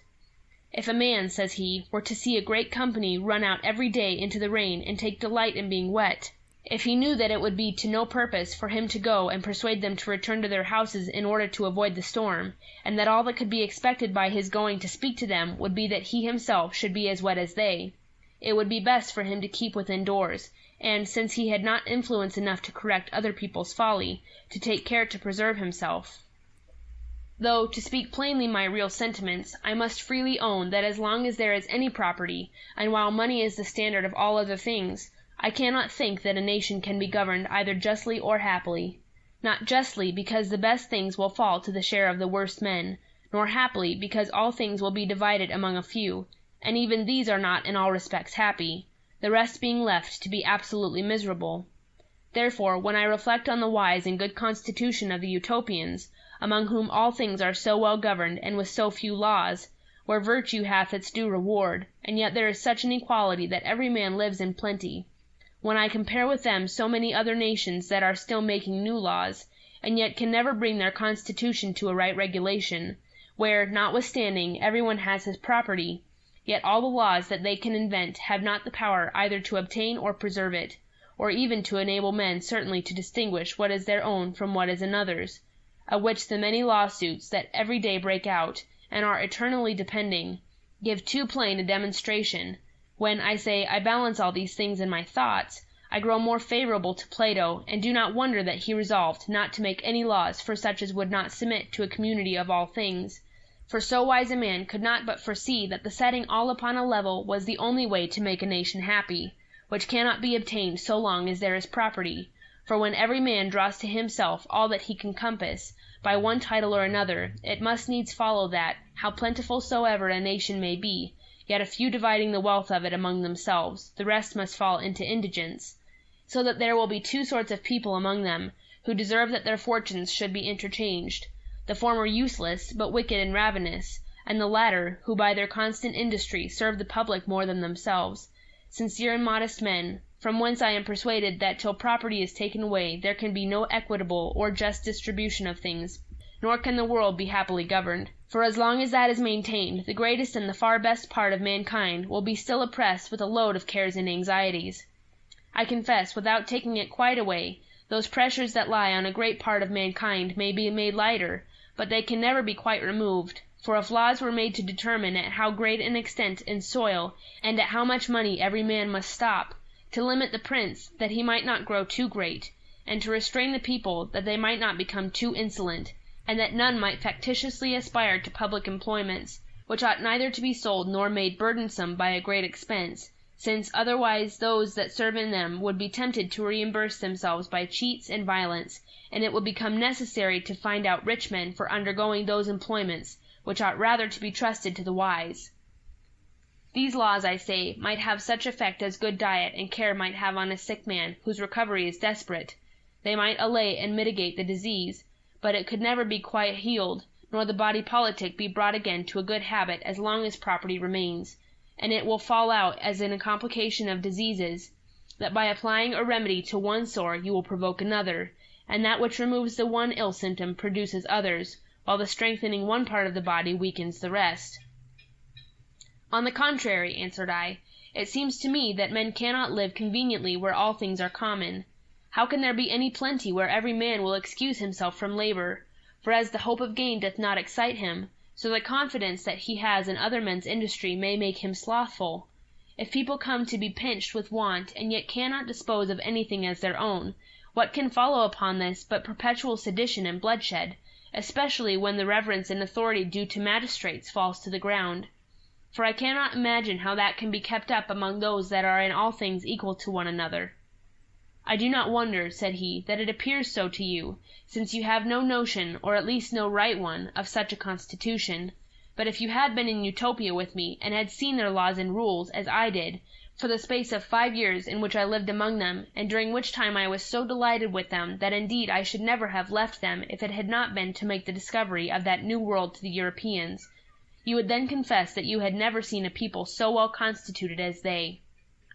You will not easily persuade me, said Peter, that any nation in that new world is better governed than those among us. For as our understandings are not worse than theirs, so our government, if I mistake not, being more ancient, a long practice has helped us to find out many conveniences of life, and some happy chances have discovered other things to us which no man's understanding could ever have invented. As for the antiquity either of their government or of ours, said he, you cannot pass a true judgment of it unless you had read their histories, for, if they are to be believed, they had towns among them before these parts were so much as inhabited. And as for those discoveries that have been either hit on by chance or made by ingenious men, these might have happened there as well as here. I do not deny but we are more ingenious than they are, but they exceed us much in industry and application.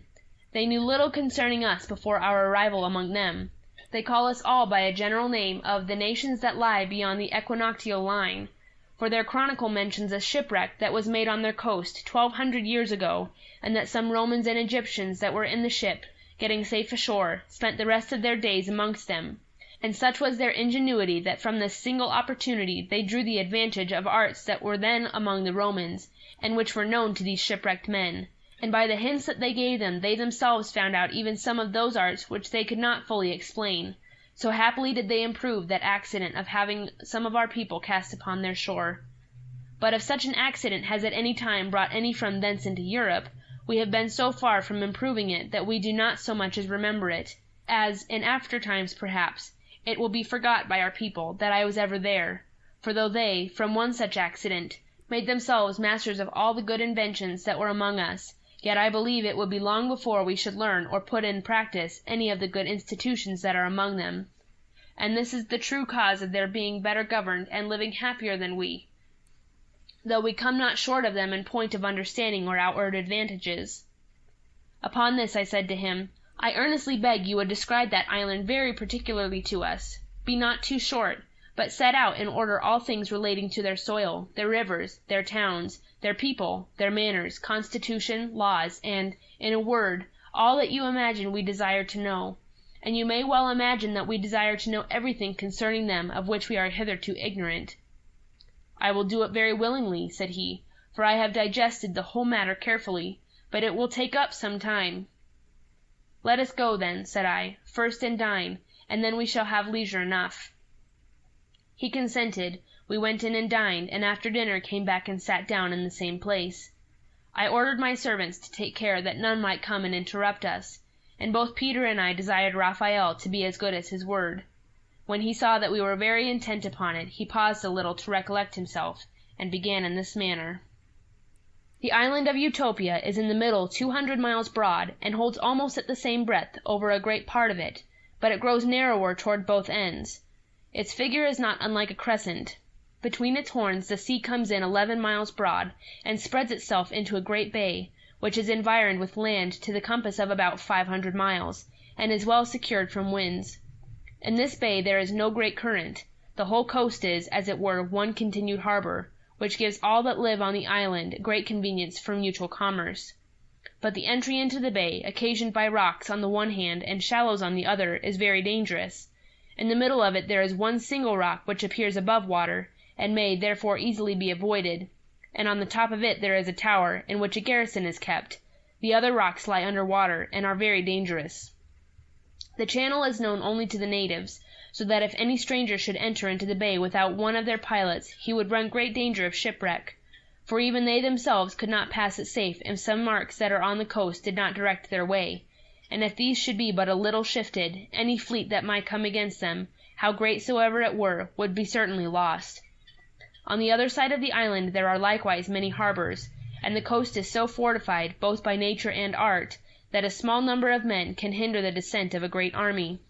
But they report, and there remains good marks of it to make it credible, that this was no island at first, but a part of the continent. Utopus that conquered it, whose name it still carries, for Abraxa was its first name, brought the rude and uncivilized inhabitants into such a good government, and to that measure of politeness, that they now far excel all the rest of mankind.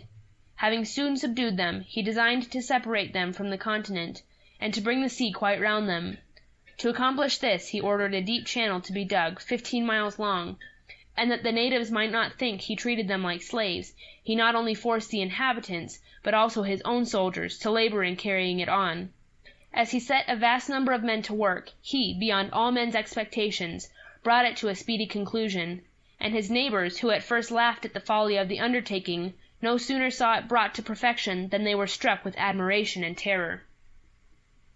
There are 54 cities in the island, all large and well built, the manners, customs, and laws of which are the same, and they are all contrived as near in the same manner as the ground on which they stand will allow. The nearest lie at least 24 miles distant from one another, and the most remote are not so far distant, but that a man can go on foot in one day from it to that which lies next to it. Every city sends 3 of their wisest senators once a year to Amaro, to consult about their common concerns, for that is the chief town of the island, being situated near the centre of it, so that it is the most convenient place for their assemblies. The jurisdiction of every city extends at least 20 miles, and where the towns lie wider, they have much more ground. No town desires to enlarge its bounds, for the people consider themselves rather as tenants than landlords. They have built, over all the country, farmhouses for husbandmen, which are well contrived, and furnished with all things necessary for country labour. Inhabitants are sent, by turns, from the cities to dwell in them. No country family has fewer than 40 men and women in it, besides 2 slaves. There is a master and a mistress set over every family, and over 30 families there is a magistrate. Every year 20 of this family come back to the town after they have stayed 2 years in the country, and in their room there are other 20 sent from the town, that they may learn country work from those that have been already 1 year in the country, as they must teach those that come to them the next from the town. By this means, such as dwell on those country farms are never ignorant of agriculture, and so commit no errors which might otherwise be fatal and bring them under a scarcity of corn. But though there is every year such a shifting of the husbandmen, to prevent any man being forced against his will to follow that hard course of life too long, yet many among them take pleasure in it, that they desire leave to continue in it many years.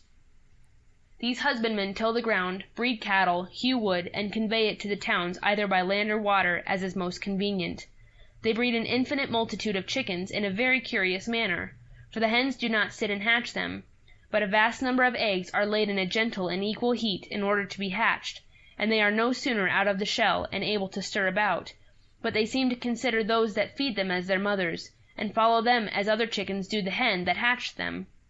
They breed very few horses, but those they have are full of mettle, and are kept only for exercising their youth in the art of sitting and riding them, for they do not put them to any work, either of ploughing or carriage, in which they employ oxen. For though their horses are stronger, yet they find oxen can hold out longer, and as they are not subject to so many diseases, so they are kept upon a less charge and with less trouble. And even when they are so worn out that they are no more fit for labour, they are good meat at last. They sow no corn but that which is to be their bread, for they drink either wine, cider, or perry, and often water, sometimes boiled with honey or licorice, but which they abound, and though they know exactly how much corn will serve every town and all that tract of country which belongs to it, yet they sow much more and breed more cattle than are necessary for their consumption, and they give that overplus of which they make no use to their neighbours.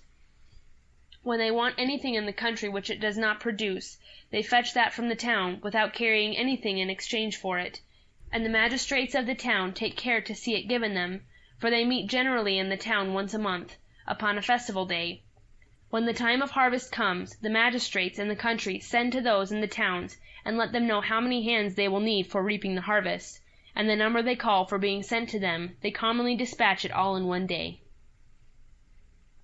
Utopia by St. Thomas More. Of their towns, particularly of Amaro.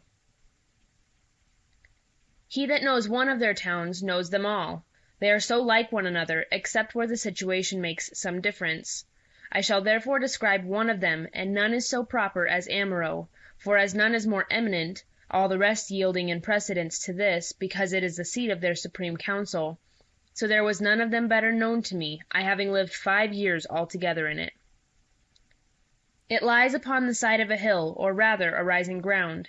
Its figure is almost square, for from the one side of it, which shoots up almost to the top of the hill, it runs down, in a descent for 2 miles to the river Anadyr, but it is a little broader the other way that runs along by the bank of that river.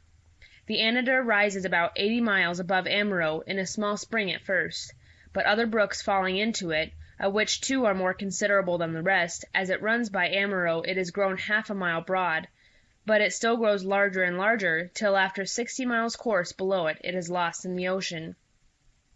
Between the town and the sea, and for some miles above the town, it ebbs and flows every 6 hours with a strong current. The tide comes up about 30 miles so full that there is nothing but salt water in the river, the fresh water being driven back with its force, and above that for some miles the water is brackish, but a little higher, as it runs by the town, it is quite fresh, and when the tide ebbs it continues fresh all along to the sea. There is a bridge cast over the river, not of timber but of fair stone, consisting of many stately arches. It lies at that part of the town which is farthest from the sea, so that the ships, without any hindrance, lie all along the side of the town. There is likewise another river that runs by it, which, though it is not great, yet it runs pleasantly, for it rises out of the same hill on which the town stands, and so runs down through it and falls into the Anadyr. The inhabitants have fortified the fountainhead of this river, which springs a little without the towns, that so, if they should happen to be besieged, the enemy might not be able to stop or divert the course of the water, nor poison it. From thence it is carried, in earthen pipes, to the lower streets. And for those places of the town to which the water of that small river cannot be conveyed, they have great cisterns for receiving the rain water, which supplies the want of the other. The town is compassed with a high and thick wall, in which there are many towers and forts. There is also a broad and deep dry ditch, set thick with thorns, cast around 3 sides of the town, and the river is instead of a ditch on the 4th side. The streets are very convenient for all carriage, and are well sheltered from the winds. Their buildings are good, and so uniform that a whole side of a street looks like one house. The streets are 20 feet broad. There lie gardens behind all their houses. These are large, but enclosed with buildings, that on all hands face the streets, so that every house has both a door to the street and a back door to the garden. Their doors all have 2 leaves, which, as they are easily opened, so they shut of their own accord. And there being no property among them, every man may freely enter into any house whatsoever. At every 10 years' end they shift their houses by lots. They cultivate their gardens with great care, so that they have both vines, fruits, herbs, and flowers in them, and all is so well ordered and so finely kept that I never saw gardens anywhere that were both so fruitful and so beautiful as theirs. and this humour of ordering their gardens so well is not only kept up by the pleasure they find in it, but also by an emulation between the inhabitants of the several streets, who vie with each other. And there is, indeed, nothing belonging to the whole town that is both more useful and more pleasant. So that he who founded the town seems to have taken care of nothing more than of their gardens, for they say the whole scheme of the town was designed at first by Utopius, but he left all that belonged to the ornament and improvement of it to be added by those that should come after him, that being too much for one man to bring to perfection. Their records that contain the history of their town and state are preserved with an exact care, and run backwards 1760 years. From these it appears that their houses were at first low and mean, like cottages, made of any sort of timber, and were built with mud walls and thatched with straw. But now their houses are 3 stories high, the fronts of them are faced either with stone, plastering, or brick, and between the facings of their walls they throw in their rubbish. Their roofs are flat, and on them they lay a sort of plaster, which costs very little, and yet is so tempered that it is not apt to take fire, and yet resists the weather more than lead. They have great quantities of glass among them, with which they glaze their windows. They use also in their windows a thin linen cloth, that is so oiled or gummed that it both keeps out the wind and gives free admission to the light. Utopia by St. Thomas More, of their Magistrates. 30 families choose every year a magistrate, who was anciently called the Syphogrant, but is now called the Philarch. And over every 10 Syphogrants, with the families subject to them, there is another magistrate, who was anciently called the Tranibor, but of late the Archphylarch. All the Syphogrants, who are in number 200, choose the prince out of a list of 4 who are named by the people of the 4 divisions of the city, but they take an oath, before they proceed to an election, that they will choose him whom they think most fit for the office. They give him their voices secretly, so that it is not known for whom every one gives his suffrage. The prince is for life, unless he is removed upon suspicion of some design to enslave the people. The Tranibors are new chosen every year, but yet they are, for the most part, continued. All their other magistrates are only annual. The Tranibors meet every 3rd day, and oftener if necessary, and consult with the prince either concerning the affairs of the state in general, or such private differences as may arise sometimes among the people, though that falls out but seldom. There are always 2 Syphogrants called into the council chamber, and these are changed every day. It is a fundamental rule of their government that no conclusion can be made in anything that relates to the public, till it has been first debated 3 several days in their council. It is death for any to meet and consult concerning the state, unless it be either in their ordinary council, or in the assembly of the whole body of the people. These things have been so provided among them that the prince and the Tranibors may not conspire together to change the government and enslave the people. Therefore, when anything of great importance is set on foot, it is sent to the Syphogrants, who, after they have communicated it to the families that belong to their divisions, and have considered it among themselves, make report to the Senate, and upon great occasions the matter is referred to the council of the whole island. One rule observed in their council is, never to debate a thing on the same day in which it is first proposed, for that is always referred to the next meeting, so that men may not rashly and in the heat of discourse engage themselves too soon, which might bias them so much that, instead of consulting the good of the public, they might rather study to support their first opinions, and by a perverse and preposterous sort of shame hazard their country rather than endanger their own reputation, or venture the being suspected to have wanted foresight in the expedients that they at first proposed, and therefore to prevent this they take care that they may rather be deliberate than sudden in their motions. Utopia by St. Thomas More, of their trades and manner of life. Agriculture is that which is so universally understood among them that no person, either man or woman, is ignorant of it. They are instructed in it from their childhood, partly by what they learn at school, and partly by practice, they being led out often into the fields about the town, where they not only see others at work, but are likewise exercised in it themselves. Besides agriculture, which is so common to them all, every man has some peculiar trade to which he applies himself, such as the manufacture of wool or flax, masonry, smith's work, or carpenter's work, for there is no sort of trade that is in great esteem among them. Throughout the island they wear the same sort of clothes, without any other distinction except what is necessary to distinguish the 2 sexes and the married and unmarried.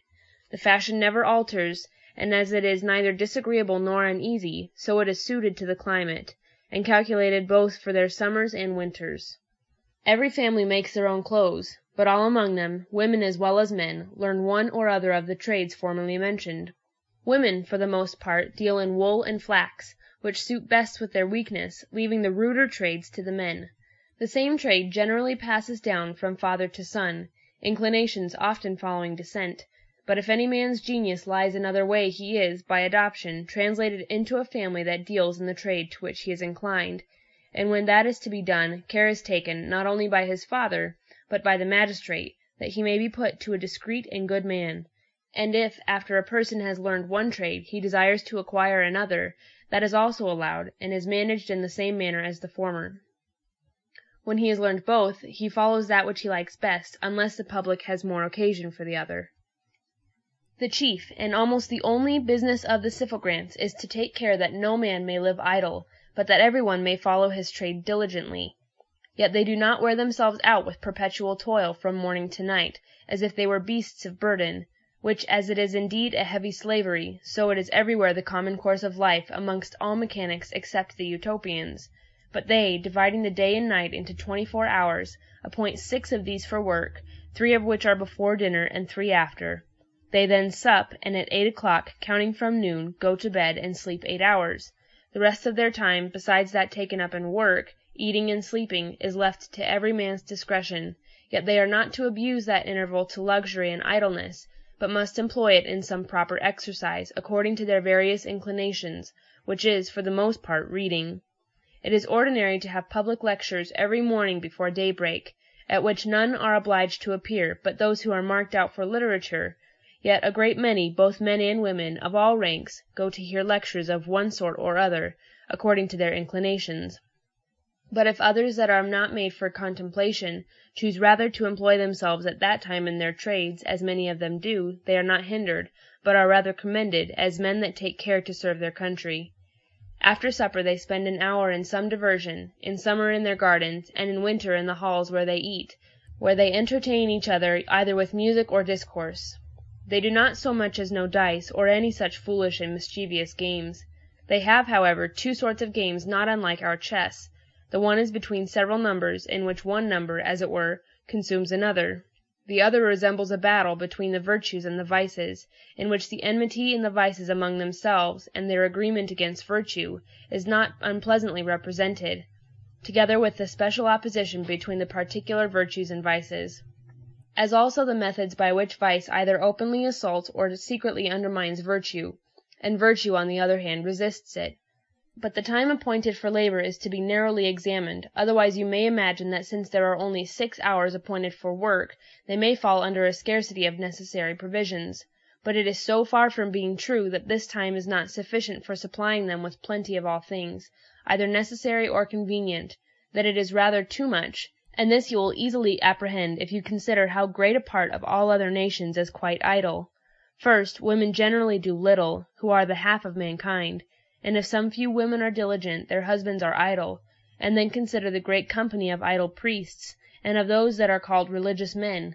Add to these all rich men, chiefly those that have estates in land, who are called noblemen and gentlemen, together with their families made up of idle persons, that are kept more for show than use. Add to these all those strong and lusty beggars that go about pretending some disease in excuse for their begging, and upon the whole account you will find that the number of those by whose labors mankind is supplied is much less than you perhaps imagined. Then consider how few of those that work are employed in labors that are of real service. For we, who measure all things by money, give rise to many trades that are both vain and superfluous, and serve only to support riot and luxury. For if those who work were employed only in such things as the conveniences of life require, there would be such an abundance of them that the prices of them would so sink that tradesmen could not be maintained by their gains. If all those who labor about useless things were set to more profitable employments, and if all they that languish out their lives in sloth and idleness, every one of whom consumes as much as any 2 of the men that are at work, were forced to labor, you may easily imagine that a small proportion of time would serve for doing all that is either necessary, profitable, or pleasant to mankind, especially while pleasure is kept within its due bounds. This appears very plainly in Utopia, for there, in a great city, and in all the territory that lies round it, you can scarce find 500, either men or women, by their age and strength capable of labor, that are not engaged in it. Even the syphogrants, though excused by the law, yet do not excuse themselves, but work, that by their examples they may excite the industry of the rest of the people. The like exemption is allowed to those who, being recommended to the people by the priests, are, by the secret suffrages of the syphogrants, privileged from labor, that they may apply themselves wholly to study, and if any of these fall short of those hopes that they seemed at first to give, they are obliged to return to work, and sometimes a mechanic that so employs his leisure hours as to make a considerable advancement in learning is eased from being a tradesman and ranked among their learned men. Out of these they choose their ambassadors, their priests, their tranibors, and the prince himself, anciently called their barzines, but is called of late their adamus. And thus from the great numbers among them that are neither suffered to be idle, nor to be employed in any fruitless labor, you may easily make the estimate how much may be done in those few hours in which they are obliged to labor.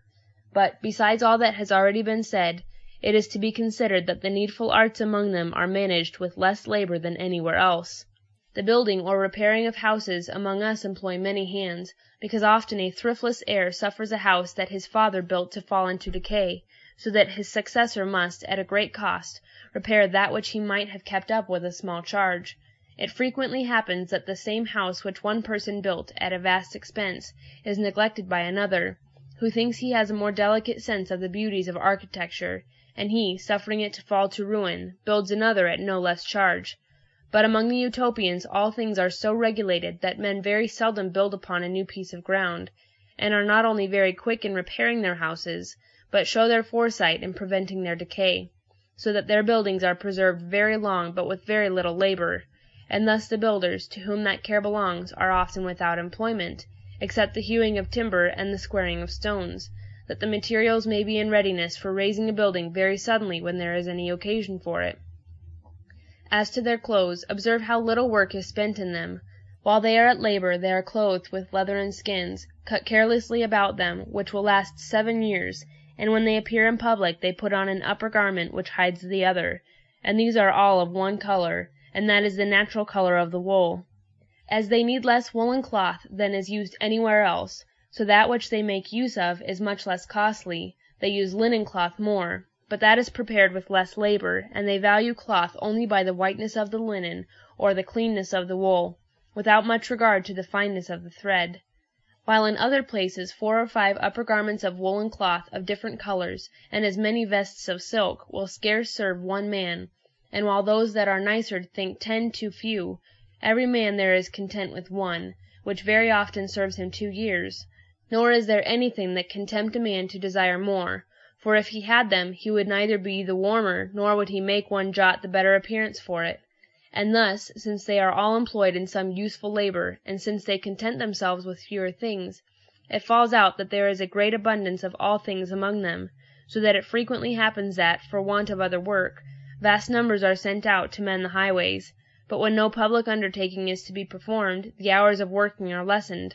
The magistrates never engage the people in unnecessary labor, since the chief end of the Constitution is to regulate labor by the necessities of the public, and to allow the people as much time as is necessary for the improvement of their minds, in which they think the happiness of life consists. End of Their Trades and Manner of Life. Utopia by St. Thomas More. Of their traffic. But it is now time to explain to you the mutual intercourse of this people, their commerce, and the rules by which all things are distributed among them. As their cities are composed of families, so their families are made up of those that are nearly related to one another. Their women, when they grow up, are married out, but all the males, both children and grandchildren, live still in the same house, in great obedience to their common parent, unless age has weakened his understanding,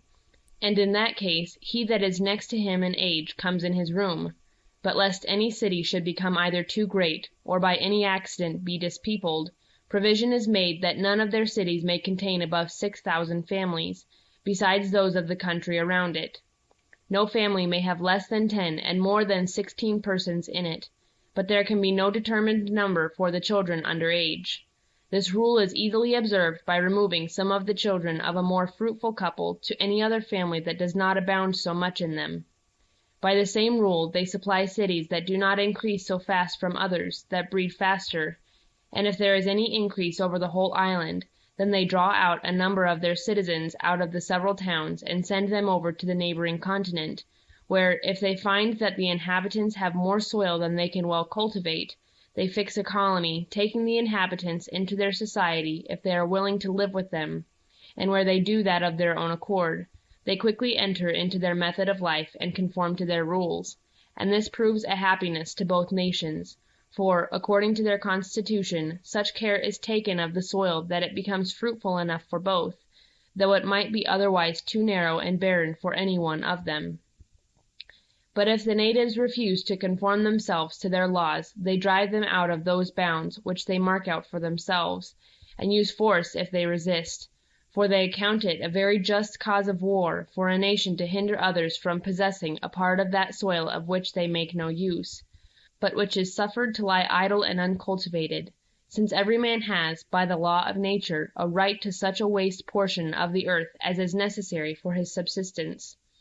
If an accident has so lessened the number of the inhabitants of any of their towns that it cannot be made up from the other towns of the island without diminishing them too much, which is said to have fallen out but twice since they were first a people, when great numbers were carried off by the plague, the loss is then supplied by recalling as many as are wanted from their colonies, for they will abandon these rather than suffer the towns in the island to sink too low.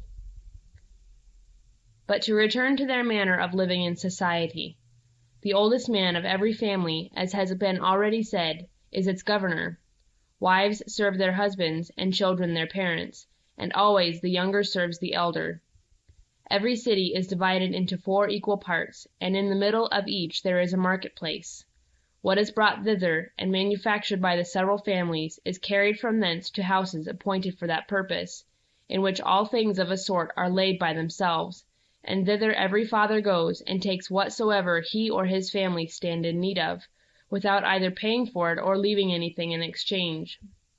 There is no reason for giving a denial to any person, since there is such plenty of everything among them, and there is no danger of a man's asking for more than he needs. They have no inducements to do this, since they are sure they shall always be supplied.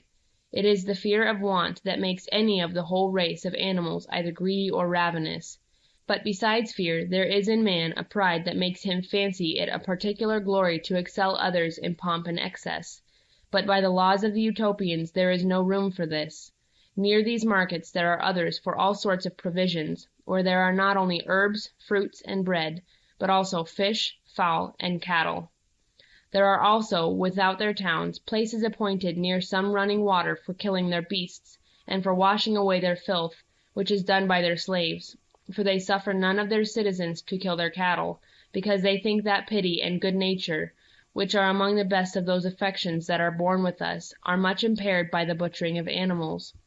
Nor do they suffer anything that is foul or unclean to be brought within their towns, lest the air should be infected by ill smells, which might prejudice their health. In every street there are great halls, that lie at an equal distance from each other, distinguished by particular names. The Syphogrants dwell in those that are set over 30 families, 15 lying on one side of it, and as many on the other. In these halls they all meet and have their repasts. The stewards of every one of them come to the marketplace at an appointed hour, and according to the number of those that belong to the hall they carry home provisions. But they take more care of their sick than of any others. These are lodged and provided for in public hospitals. They have belonging to every town 4 hospitals, that are built without their walls, and are so large that they may pass for little towns. By this means, if they had ever such a number of sick persons, they could lodge them conveniently, and at such a distance that such of them as are sick of infectious diseases may be kept so far from the rest that there can be no danger of contagion.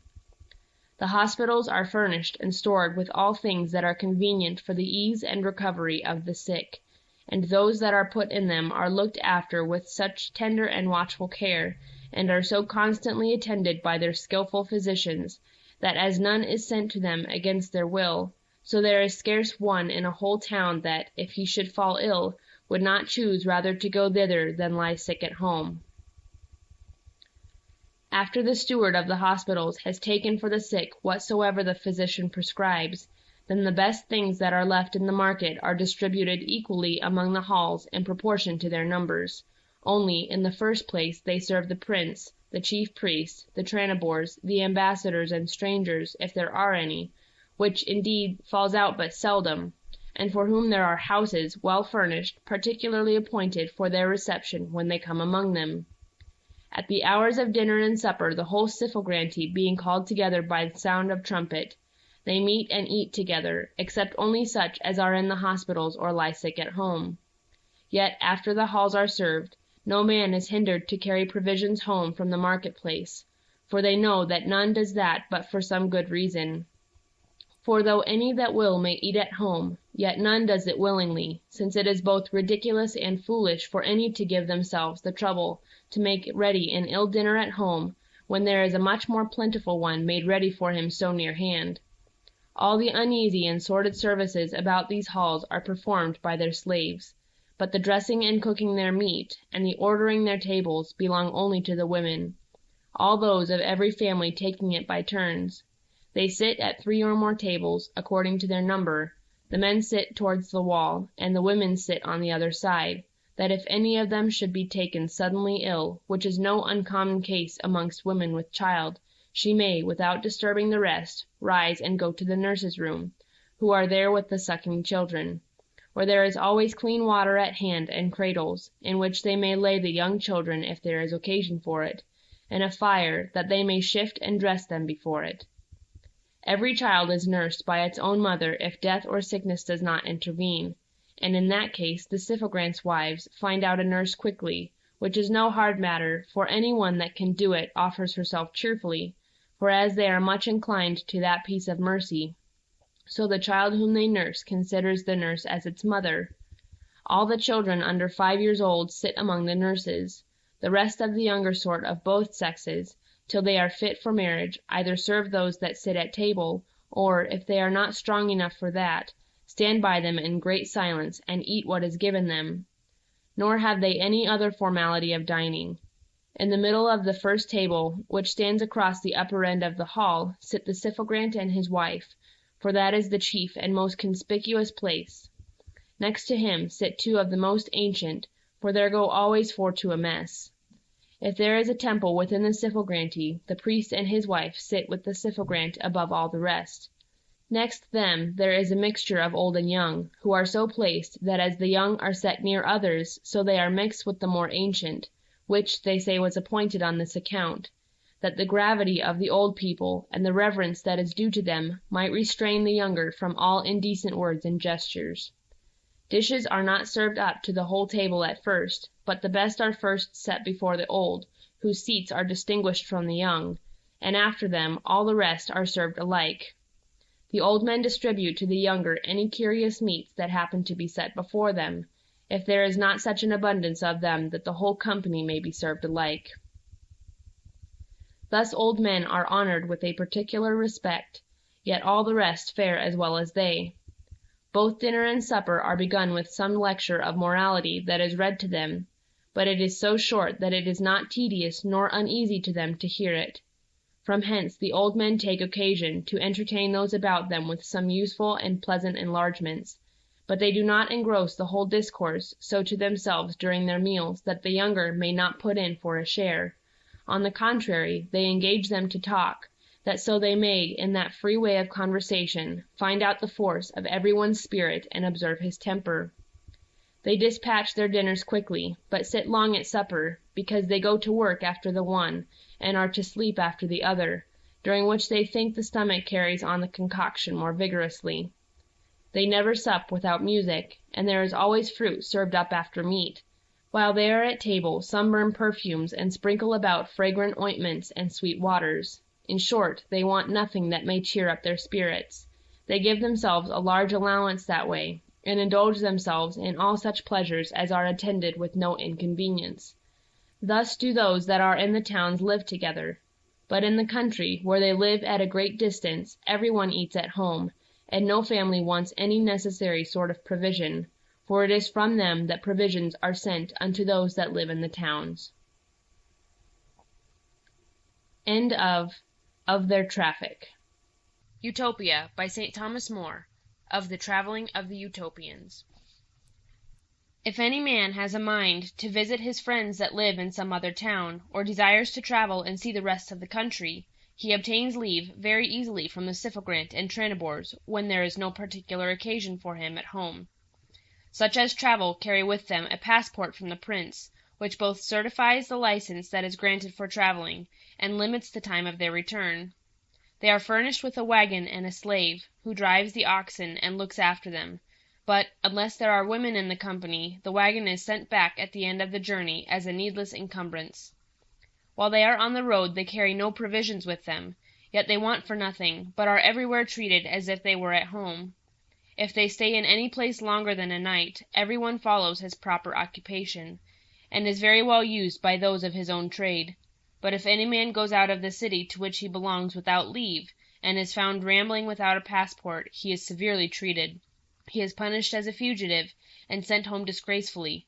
and, if he falls again into the like fault, is condemned to slavery.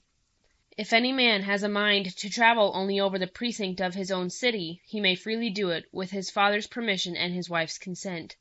But when he comes into any of the country houses, if he expects to be entertained by them, he must labour with them and conform to their rules, and if he does this, he may freely go over the whole precinct, being then as useful to the city to which he belongs as if he were still within it. Thus you see that there are no idle persons among them, nor pretences of excusing any from labour. There are no taverns, no alehouses, nor stews among them, nor any other occasions of corrupting each other, of getting into corners, or forming themselves into parties. All men live in full view, so that all are obliged both to perform their ordinary task and to employ themselves well in their spare hours, and it is certain that a people thus ordered must live in great abundance of all things, and these being equally distributed among them, no man can want or be obliged to beg. In their great council at Amaro, to which there are 3 sent from every town once a year, they examine what towns abound in provisions and what are under any scarcity, that so the one may be furnished from the other, and this is done freely, without any sort of exchange, for, according to their plenty or scarcity, they supply or are supplied from one another, so that indeed the whole island is, as it were, one family. When they have thus taken care of their whole country, and laid up stores for 2 years, which they do to prevent the ill consequences of an unfavourable season, they order an exportation of the overplus, both of corn, honey, wool, flax, wood, wax, tallow, leather, and cattle, which they send out, commonly in great quantities, to other nations. They order a 7th part of all these goods to be freely given to the poor of the countries to which they send them, and sell the rest at moderate rates, and by this exchange they not only bring back those few things that they need at home, for, indeed, they scarce need anything but iron, but likewise a great deal of gold and silver, and by their driving this trade so long, it is not to be imagined how vast a treasure they have got among them, so that now they do not much care whether they sell off their merchandise for money in hand or upon trust. A great part of their treasure is now in bonds, but in all their contracts no private man stands bound, but the writing runs in the name of the town, and the towns that owe them money raise it from those private hands that owe it to them, lay it up in their public chamber, or enjoy the profit of it till the Utopians call for it. And they choose rather to let the greatest part of it lie in their hands, who make advantage by it, than to call for it themselves. But if they see that any of their other neighbours stand more in need of it, then they call it in and lend it to them. Whenever they are engaged in war, which is the only occasion in which their treasure can be usefully employed, they make use of it themselves. In great extremities or sudden accidents they employ it in hiring foreign troops, whom they more willingly expose to danger than their own people. They give them great pay, knowing well that this will work even on their enemies, that it will engage them either to betray their own side, or at least to desert it, and that it is the best means of raising mutual jealousies among them. For this end they have an incredible treasure, but they do not keep it as a treasure, but in such a manner as I am almost afraid to tell, lest you think it so extravagant as to be hardly credible. This I have the more reason to apprehend, because, if I had not seen it myself, I could not have been easily persuaded to have believed it upon any man's report. It is certain that all things appear incredible to us in proportion as they differ from known customs, but one who can judge aright will not wonder to find that, since their constitution differs so much from ours, their value of gold and silver should be measured by a very different standard. For since they have no use for money among themselves, but keep it as a provision against events which seldom happen, and between which there are generally long intervening intervals, they value it no farther than it deserves, that is, in proportion to its use. So that it is plain they must prefer iron either to gold or silver, for men can no more live without iron than without fire or water. But nature has marked out no use for the other metals so essential as not easily to be dispensed with. The folly of men has enhanced the value of gold and silver because of their scarcity, whereas, on the contrary, it is their opinion that nature, as an indulgent parent, has freely given us all the best things in great abundance, such as water and earth, but has laid up and hid from us the things that are vain and useless. If these metals were laid up in any tower in the kingdom, it would raise a jealousy of the prince and senate, and give birth to that foolish mistrust into which the people are apt to fall, a jealousy of their intending to sacrifice the interests of the public to their own private advantage. If they should work it into vessels, or any sort of plate, they fear that the people might grow too fond of it, and so be unwilling to let the plate be run down, if a war made it necessary to employ it in paying their soldiers. To prevent all these inconveniences, they have fallen upon an expedient which, as it agrees with their other policy, so is it very different from ours, and will scarce gain belief among us who value gold so much, and lay it up so carefully. They eat and drink out of vessels of earth or glass, which make an agreeable appearance, though formed of brittle materials, while they make their chamber pots and close stools of gold and silver, and that not only in their public halls but in their private houses.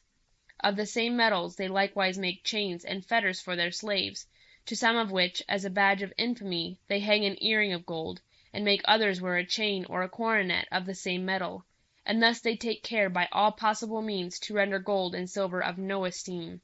And from hence it is that while other nations part with their gold and silver as unwillingly as if one tore out their bowels, those of Utopia would look on their giving in all they possess of those metals, when there were any use for them, but as the parting with a trifle, or as we would esteem the loss of a penny. They find pearls on their coasts, and diamonds and carbuncles on their rocks. They do not look after them, but, if they find them by chance, they polish them, and with them they adorn their children, who are delighted with them, and glory in them during their childhood. But when they grow to years, and see that none but children use such baubles, they of their own accord, without being bid by their parents, lay them aside, and would be as much ashamed to use them afterwards as children among us, when they come to years, are of their puppets and other toys. I never saw a clearer instance of the opposite impressions that different customs make on people than I observed in the ambassadors of the Animolians, who came to Amaro when I was there. As they came to treat of affairs of great consequence, the deputies from several towns met together to wait for their coming. The ambassadors of the nations that lie near Utopia, knowing their customs, and that fine clothes are in no esteem among them, that silk is despised, and gold is a badge of infamy, used to come very modestly clothed. But the Animolians, lying more remote, and having had little commerce with them, understanding that they were coarsely clothed, and all in the same manner, took it for granted that they had none of those fine things among them of which they made no use. And they, being a vainglorious rather than a wise people, resolved to set themselves out with so much pomp that they should look like gods, and strike the eyes of the poor Utopians with their splendor. Thus 3 ambassadors made their entry with 100 attendants, all clad in garments of different colors, and the greater part in silk. The ambassadors themselves, who were of the nobility of their country, were in cloth of gold, and adorned with massy chains, earrings, and rings of gold. Their caps were covered with bracelets set full of pearls and other gems. In a word, they were set out with all those things that among the Utopians were either the badges of slavery, the marks of infamy, or the playthings of children. It was not unpleasant to see, on the one side, how they looked big, when they compared their rich habits with the plain clothes of the Utopians, who were come out in great numbers to see them make their entry, and on the other, to observe how much they were mistaken in the impression which they hoped this pomp would have made on them. It appeared so ridiculous a show to all that had never stirred out of their country, and had not seen the customs of other nations, that though they paid some reverence to those that were the most meanly clad, as if they had been the ambassadors, yet when they saw the ambassadors themselves so full of gold and chains, they looked upon them as slaves, and forbore to treat them with reverence. You might have seen the children who were grown big enough to despise their playthings, and who had thrown away their jewels, call to their mothers, push them gently, and cry out, "See that great fool, that wears pearls and gems as if he were yet a child?" While their mothers very innocently replied, "Hold your peace, this, I believe, is one of the ambassador's fools." Others censured the fashion of their chains, and observed, that they were of no use, for they were too slight to bind their slaves, who could easily break them, and besides hung so loose about them, that they thought it easy to throw them away, and so get from them. But after the ambassadors had stayed a day among them, and saw so vast a quantity of gold in their houses, which was as much despised by them as it was esteemed in other nations, and beheld more gold and silver in the chains and fetters of one slave than all their ornaments amounted to, their plumes fell, and they were ashamed of all that glory for which they had formed value themselves, and accordingly laid it aside, a resolution that they immediately took when, on their engaging in some free discourse with the Utopians, they discovered their sense of such things, and their other customs. The Utopians wonder how any man should be so much taken with the glaring doubtful lustre of a jewel or a stone, that can look up to a star or to the sun himself, or how any should value himself because his cloth is made of a finer thread, for, how fine soever that thread may be, it was once no better than the fleece of a sheep, and that sheep was a sheep still, for all its wearing it. They wonder much to hear that gold, which in itself is so useless a thing, should be everywhere so much esteemed that even man, for whom it was made, and by whom it has its value, should yet be thought of less value than this metal, that a man of lead, who has no more sense than a log of wood, is as bad as he is foolish, should have many wise and good men to serve him, only because he has a great heap of that metal, and that if it should happen that by some accident or trick of law, which sometimes produces as great changes as chance itself, all this wealth should pass from the master to the meanest varlet of his whole family, he himself would very soon become one of his servants, as if he were a thing that belonged to his wealth, and so were bound to follow its fortune. But they much more admire and detest the folly of those who, when they see a rich man, though they neither owe him anything, nor are in any sort dependent on his bounty, yet, merely because he is rich, give him little less than divine honours, even though they know him to be so covetous and base-minded that, notwithstanding all his wealth, he will not part with 1 farthing of it to them as long as he lives. These and such like notions have that people imbibed, partly from their education, being bred in a country whose customs and laws are opposite to all such foolish maxims, and partly from their learning and studies, for though there are but few in any town that are so wholly excused from labour as to give themselves entirely up to their studies, these being only such persons as discover from their childhood an extraordinary capacity and disposition for letters, yet their children and a great part of the nation, both men and women, are taught to spend those hours in which they are not obliged to work in reading, and this they do through the whole progress of life. They have all their learning in their own tongue, which is both a copious and pleasant language, and in which a man can fully express his mind. It runs over a great tract of many countries, but it is not equally pure in all places. They had never so much as heard of the names of any of those philosophers that are so famous in these parts of the world, before we went among them, and yet they had made the same discoveries as the Greeks, both in music, logic, arithmetic, and geometry. But as they are almost in everything equal to the ancient philosophers, so they far exceed our modern logicians, for they have never yet fallen upon the barbarous niceties that our youth are forced to learn in those trifling logical schools that are among us. They are so far from minding chimeras and fantastical images made in the mind, that none of them could comprehend what we meant when we talked to them of a man in the abstract, as common to all men in particular, so that we spoke of him as a thing that we could point at with our fingers, yet none of them could perceive him, and yet distinct from every one, as if he were some monstrous colossus or giant. Yet, for all this ignorance of these empty notions, they knew astronomy, and were perfectly acquainted with the motions of the heavenly bodies, and have many instruments, well contrived and divided, by which they very accurately compute the course and positions of the sun, moon, and stars. But for the cheat of divining by the stars, by their oppositions or conjunctions, it has not so much as entered into their thoughts. They have a particular sagacity, founded upon much observation, in judging of the weather, by which they know when they may look for rain, wind, or other alterations in the air. But as to the philosophy of these things, the cause of the saltness of the sea, of its ebbing and flowing, and of the original and nature both of the heavens and the earth, they dispute of them partly as our ancient philosophers have done, and partly upon some new hypothesis, in which, as they differ from them, so they do not in all things agree among themselves. As to moral philosophy, they have the same disputes among them as we have here. They examine what are properly good, both for the body and the mind, and whether any outward thing can be called truly good, or if that term belong only to the endowments of the soul. They inquire likewise into the nature of virtue and pleasure, but their chief dispute is concerning the happiness of a man, and wherein it consists, whether in some one thing or in a great many. They seem, indeed, more inclinable to that opinion that places, if not the whole, yet the chief part of a man's happiness in pleasure, and what may seem more strange, they make use of arguments even from religion, notwithstanding its severity and roughness, for the support of that opinion so indulgent to pleasure. For they never dispute concerning happiness without fetching some arguments from the principles of religion as well as from natural reason, since without the former they reckon that all our inquiries after happiness must be but conjectural and defective.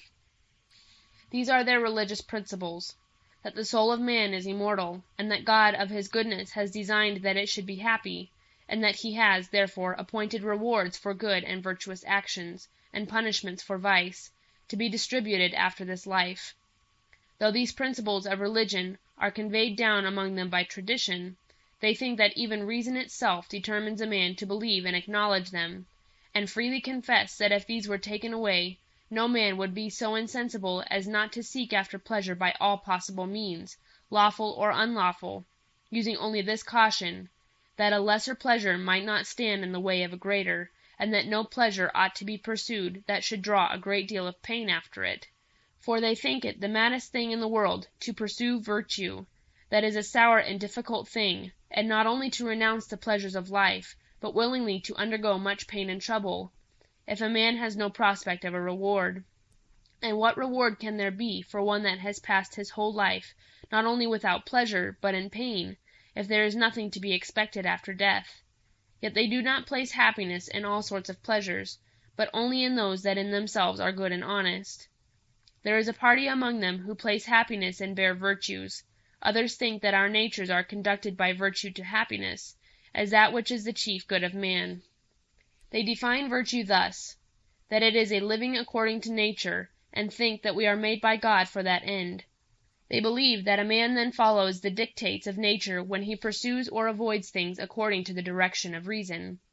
They say that the first dictate of reason is the kindling in us a love and reverence for the divine Majesty, to whom we owe both all that we have and all that we can ever hope for.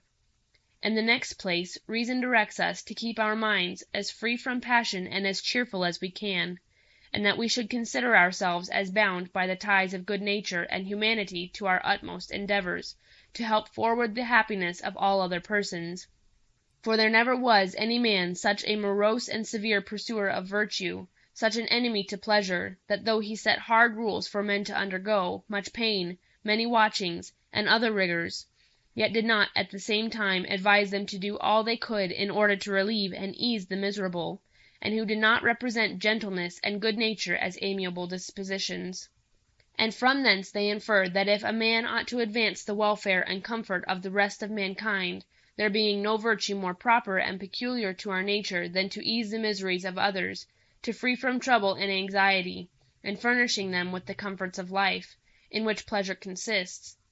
nature much more vigorously leads them to do all this for himself. A life of pleasure is either a real evil, and in that case we ought not to assist others in their pursuit of it, but, on the contrary, to keep them from it all we can, as from that which is most hurtful and deadly, or if it is a good thing, so that we not only may but ought to help others to it. Why then ought not a man to begin with himself, since no man can be more bound to look after the good of another than after his own? For nature cannot direct us to be good and kind to others, and yet at the same time to be unmerciful and cruel to ourselves. Thus as they define virtue to be living according to nature, so they imagine that nature prompts all people on to seek after pleasure as the end of all they do. They also observe that in order to our supporting the pleasures of life, nature inclines us to enter into society, for there is no man so much raised above the rest of mankind as to be the only favourite of nature, who, on the contrary, seems to have placed on a level all those that belong to the same species. Upon this they infer that no man ought to seek his own conveniences so eagerly as to prejudice others, and therefore they think that not only all agreements between private persons ought to be observed, but likewise that all those laws ought to be kept which either a good prince has published in due form, or to which a people that is neither oppressed with tyranny nor circumvented by fraud has consented, for distributing those conveniences of life which afford us all our pleasures. They think it is an evidence of true wisdom for a man to pursue his own advantage as far as the laws allow it. They account it piety to prefer the public good to one's private concerns, but they think it unjust for a man to seek for pleasure by snatching another man's pleasures from him. And, on the contrary, they think it a sign of a gentle and good soul for a man to dispense with his own advantage for the good of others, and that by this means a good man finds as much pleasure one way as he parts with another. For as he may expect the like from others when he may come to need it, so, if that should fail him, yet the sense of a good action, and the reflections that he makes on the love and gratitude of those whom he has so obliged, gives the mind more pleasure than the body could have found in that from which it had restrained itself. They are also persuaded that God will make up the loss of those small pleasures with a vast and endless joy, of which religion easily convinces a good soul. Thus, upon an inquiry into the whole matter, they reckon that all our actions, and even all our virtues, terminate in pleasure, as in our chief end and greatest happiness, and they call every motion or state, either of body or mind, in which nature teaches us to delight, a pleasure. Thus they cautiously limit pleasure only to those appetites to which nature leads us, for they say that nature leads us only to those delights to which reason as well as sense carries us, and by which we neither injure any other person nor lose the possession of greater pleasures, and of such as draw no troubles after them. But they look upon those delights which men by a foolish though common mistake call pleasure, as if they could change as easily the nature of things as the use of words, as things that greatly obstruct their real happiness, instead of advancing it, because they so entirely possess the minds of those that are once captivated by them with a false notion of pleasure, that there is no room left for pleasures of a truer or purer kind. There are many things that in themselves have nothing that is truly delightful. On the contrary, they have a good deal of bitterness in them, and yet, from our perverse appetites after forbidden objects, are not only ranked among the pleasures, but are made even the greatest designs of life. Among those who pursue those sophisticated pleasures they reckon such as I mentioned before, who think themselves really the better for having fine clothes, in which they think they are doubly mistaken, both in the opinion they have of their clothes, and in that they have of themselves. For if you consider the use of clothes, why should a fine thread be thought better than a coarse one? And yet those men, as if they had some real advantages beyond others, and did not owe them wholly to their mistakes, look big, seem to fancy themselves to be more valuable, and imagine that a respect is due to them for the sake of a rich garment, to which they would not have pretended if they had been more meanly clothed, and even resent it as an affront if that respect is not paid them. It is also a great folly to be taken with outward remarks of respect, which signify nothing, for what true or real pleasures can one man find in another's standing bare or making legs to him? Will the bending another man's knees give ease to yours? And will the head's being bare cure the madness of yours?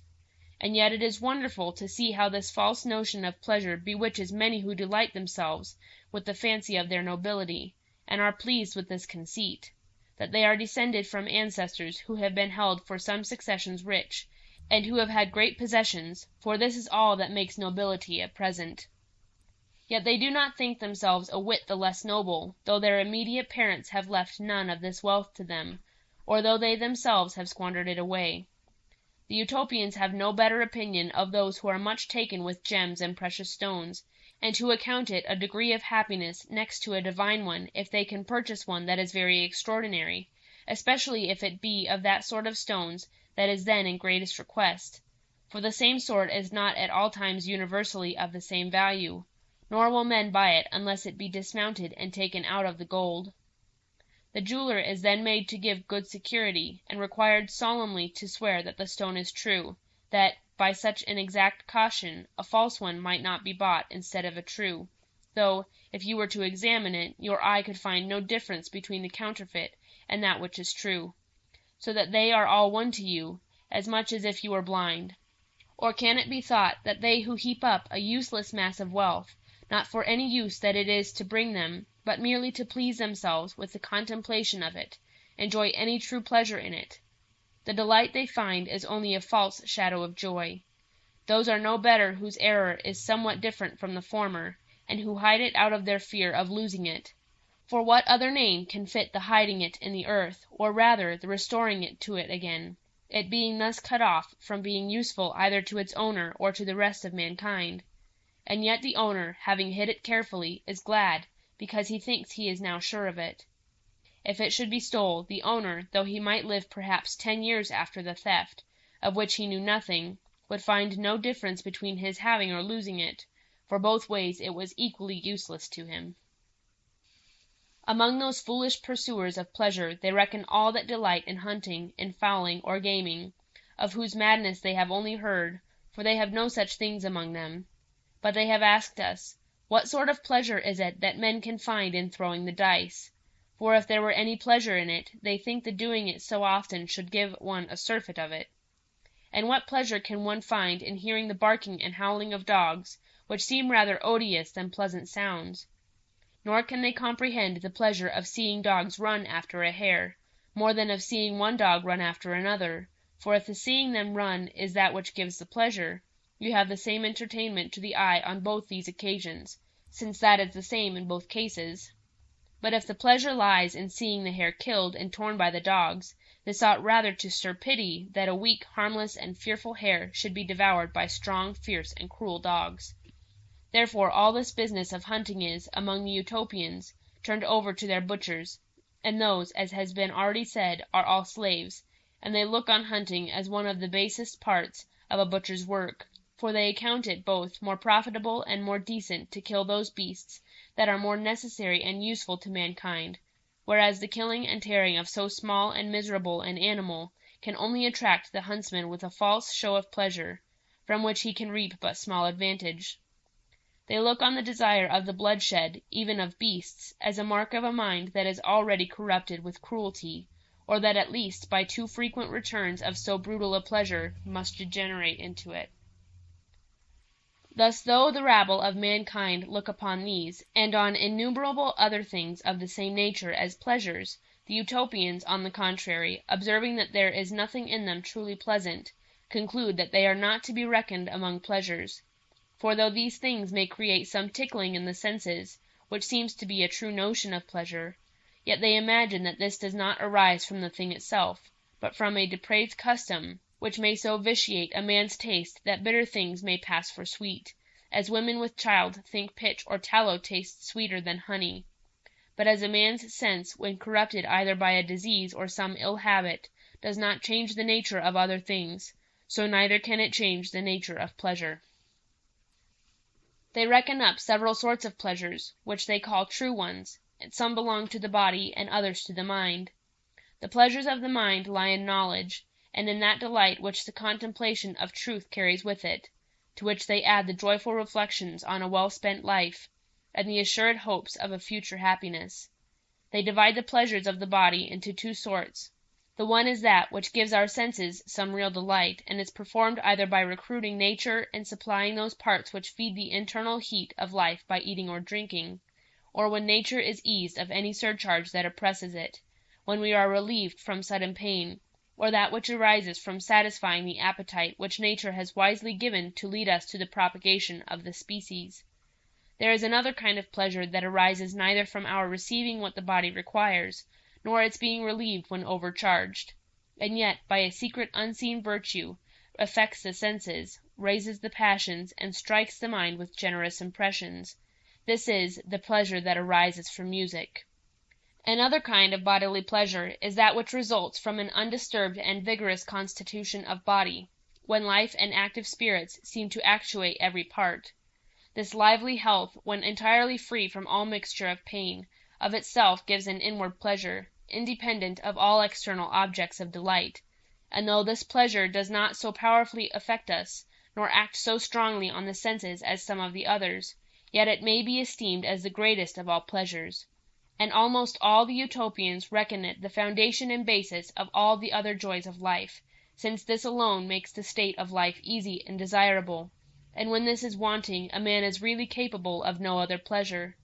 They look upon freedom from pain, if it does not rise from perfect health, to be a state of stupidity rather than of pleasure.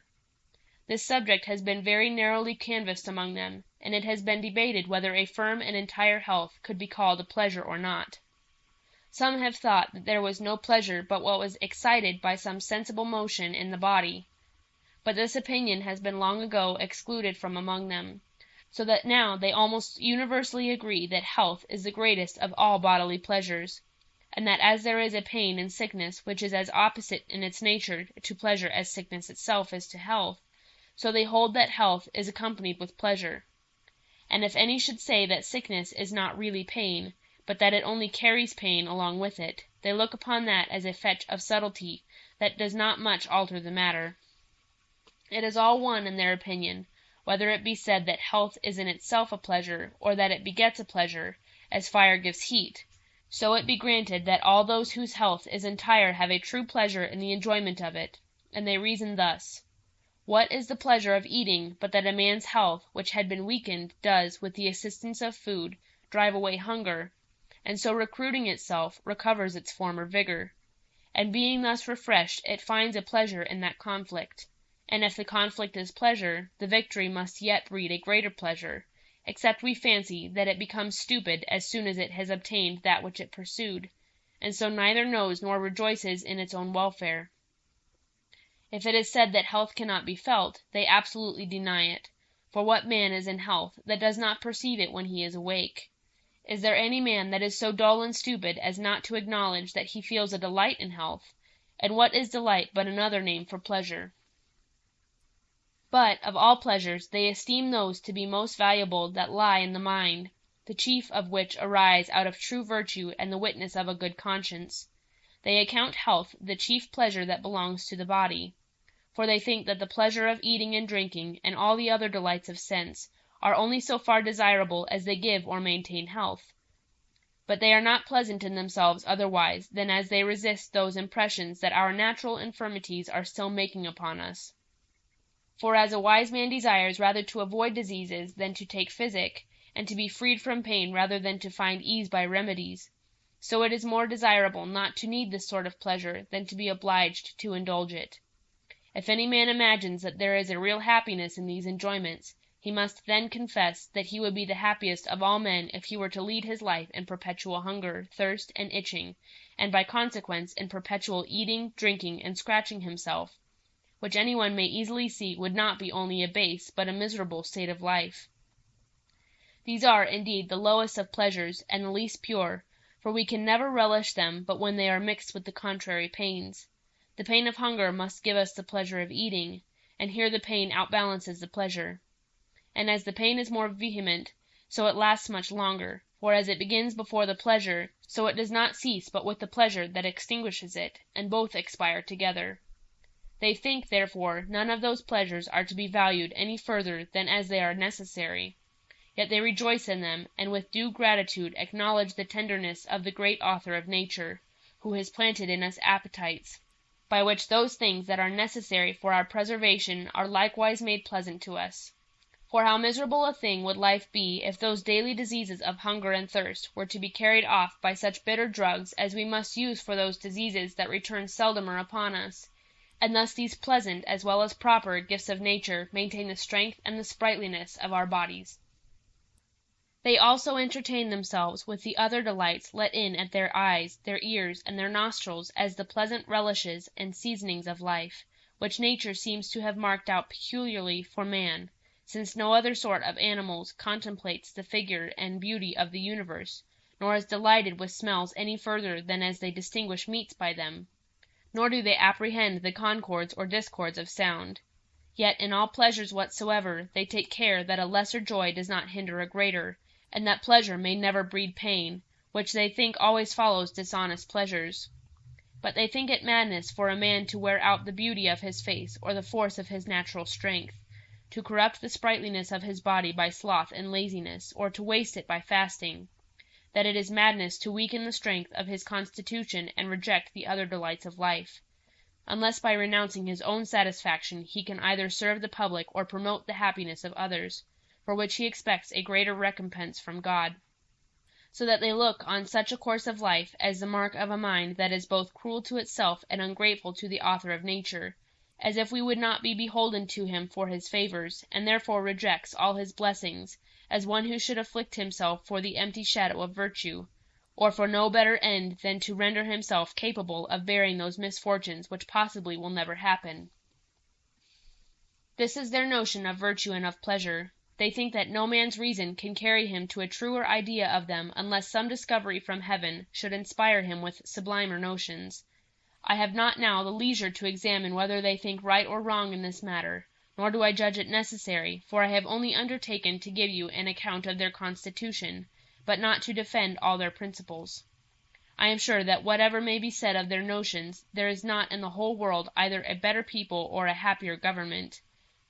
Their bodies are vigorous and lively, and though they are but of a middle stature, and have neither the fruitfulest soil nor the purest air in the world, yet they fortify themselves so well by their temperate course of life against the unhealthiness of their air, and by their industry they so cultivate their soil that there is nowhere to be seen a greater increase, both of corn and cattle, nor are there anywhere healthier men and freer from disease, for one may there see reduced to practice not only all the art that the husbandman employs in manuring and improving an ill soil, but whole woods plucked up by the roots, and in other places new ones planted, where there were none before.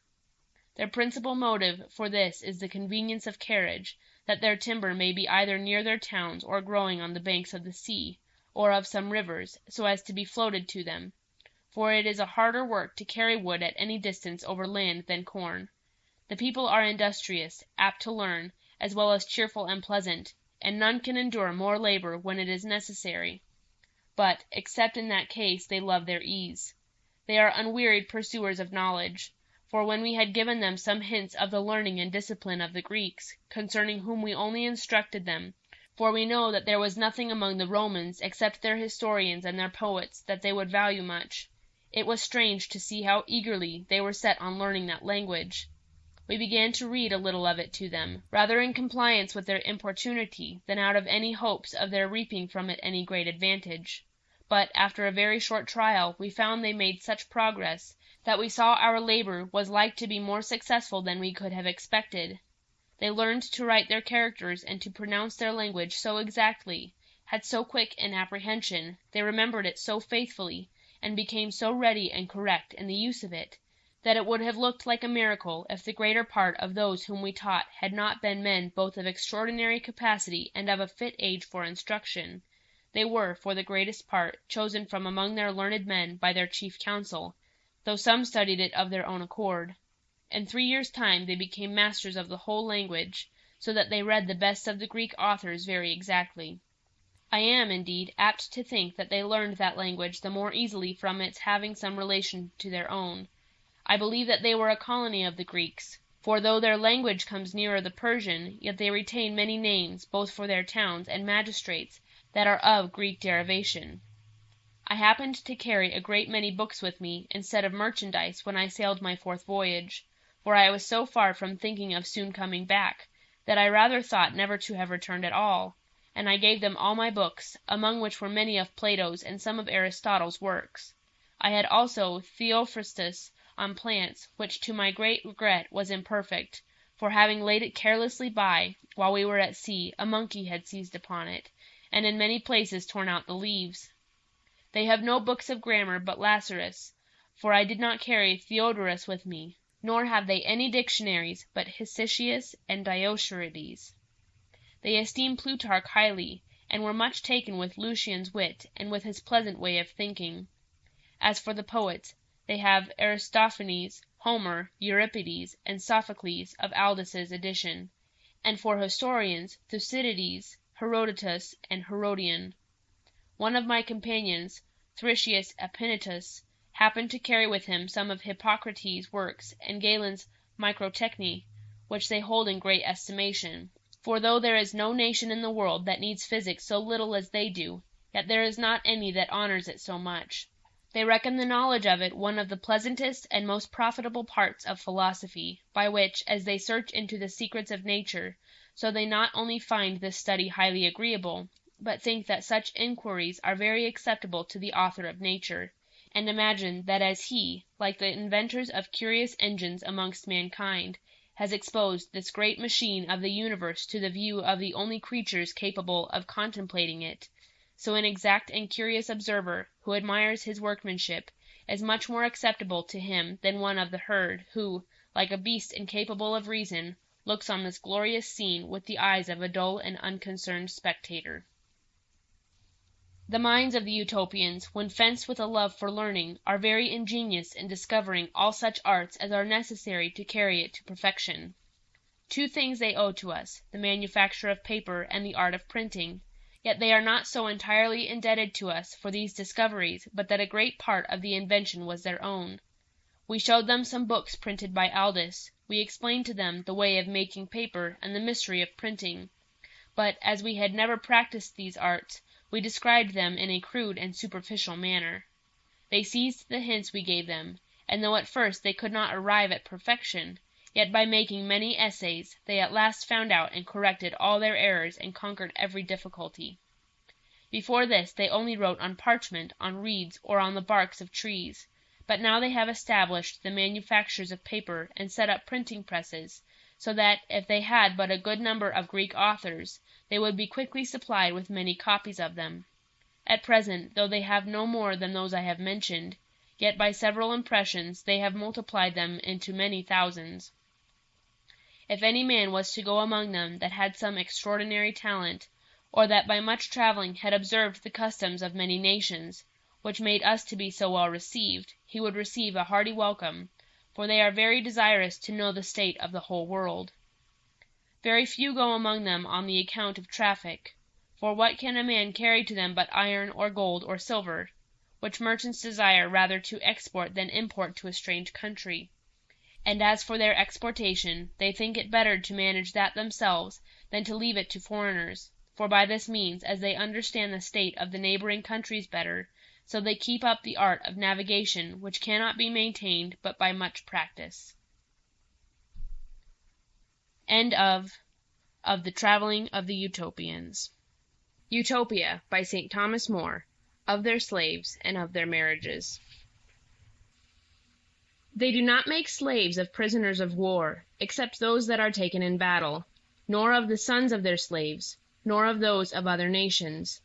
The slaves among them are only such as are condemned to that state of life for the commission of some crime, or, which is more common, such as their merchants find condemned to die in those parts to which they trade, whom they sometimes redeem at low rates, and in other places have them for nothing. They are kept at perpetual labour, and are always chained, but with this difference, that their own natives are treated much worse than others. They are considered as more profligate than the rest, and since they could not be restrained by the advantages of so excellent an education, are judged worthy of harder usage. Another sort of slaves are the poor of the neighbouring countries, who offer of their own accord to come and serve them. They treat these better, and use them in all other respects as well as their own countrymen, except their imposing more labour upon them, which is no hard task to those that have been accustomed to it. And if any of these have a mind to go back to their own country, which indeed falls out but seldom, as they do not force them to stay, so they do not send them away empty-handed.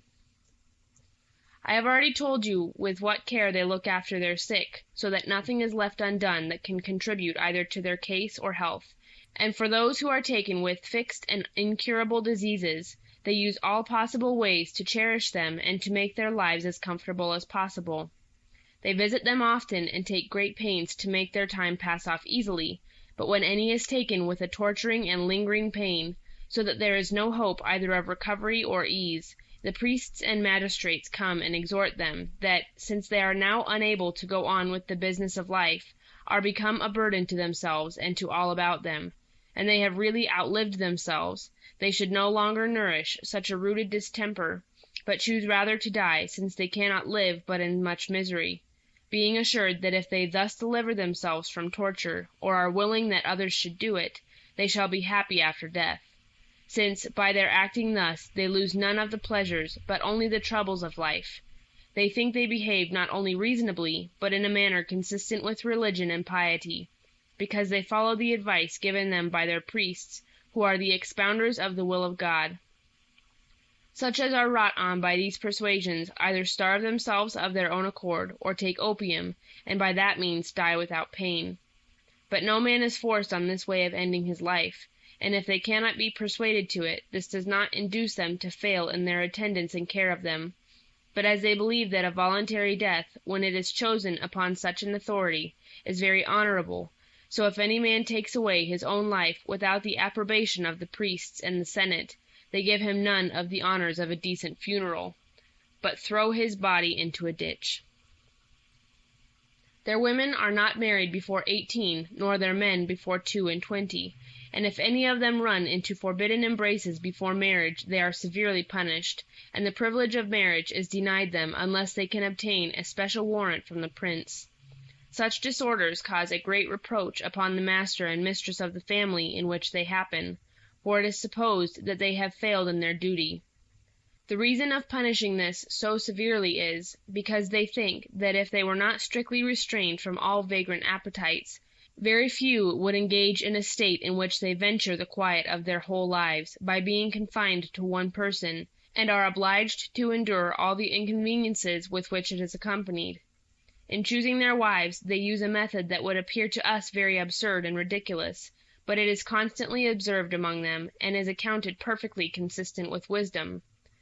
Before marriage, some grave matron presents the bride, naked, whether she is a virgin or a widow, to the bridegroom, and after that some grave man presents the bridegroom, naked, to the bride. We, indeed, both laughed at this, and condemned it as very indecent.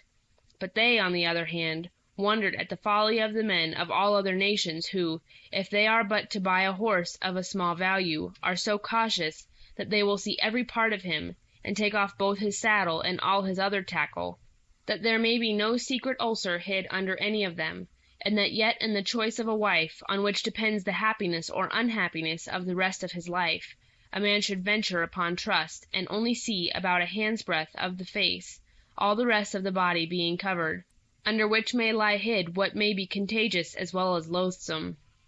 All men are not so wise as to choose a woman only for her good qualities, and even wise men consider the body as that which adds not a little to the mind, and it is certain there may be some such deformity covered with clothes as may totally alienate a man from his wife, when it is too late to part with her. If such a thing is discovered after marriage, a man has no remedy but patience. They, therefore, think it is reasonable that there should be good provision made against such mischievous frauds. There was so much the more reason for them to make a regulation in this matter, because they are the only people of those parts that neither allow of polygamy nor of divorces, except in the case of adultery or insufferable perverseness. For in these cases the Senate dissolves the marriage and grants the injured person leave to marry again, but the guilty are made infamous and are never allowed the privilege of a second marriage. None are suffered to put away their wives against their wills, from any great calamity that may have fallen on their persons, for they look on it as the height of cruelty and treachery to abandon either of the married persons when they need most the tender care of their consort, and that chiefly in the case of old age, which, as it carries many diseases along with it, so it is a disease of itself. But it frequently falls out that when a married couple do not well agree, they, by mutual consent, separate, and find out other persons with whom they hope they may live more happily.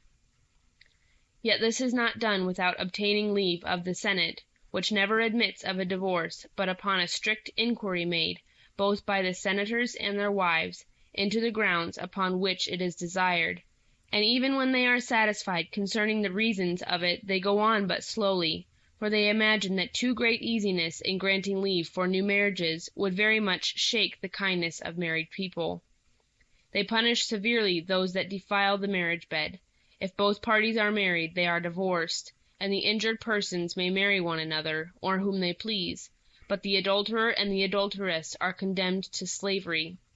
Yet if either of the injured persons cannot shake off the love of the married person, they may live with them still in that state, but they must follow them to that labor to which the slaves are condemned, and sometimes the repentance of the condemned, together with the unshaken kindness of the innocent and injured person, has prevailed so far with the prince that he is taken off the sentence.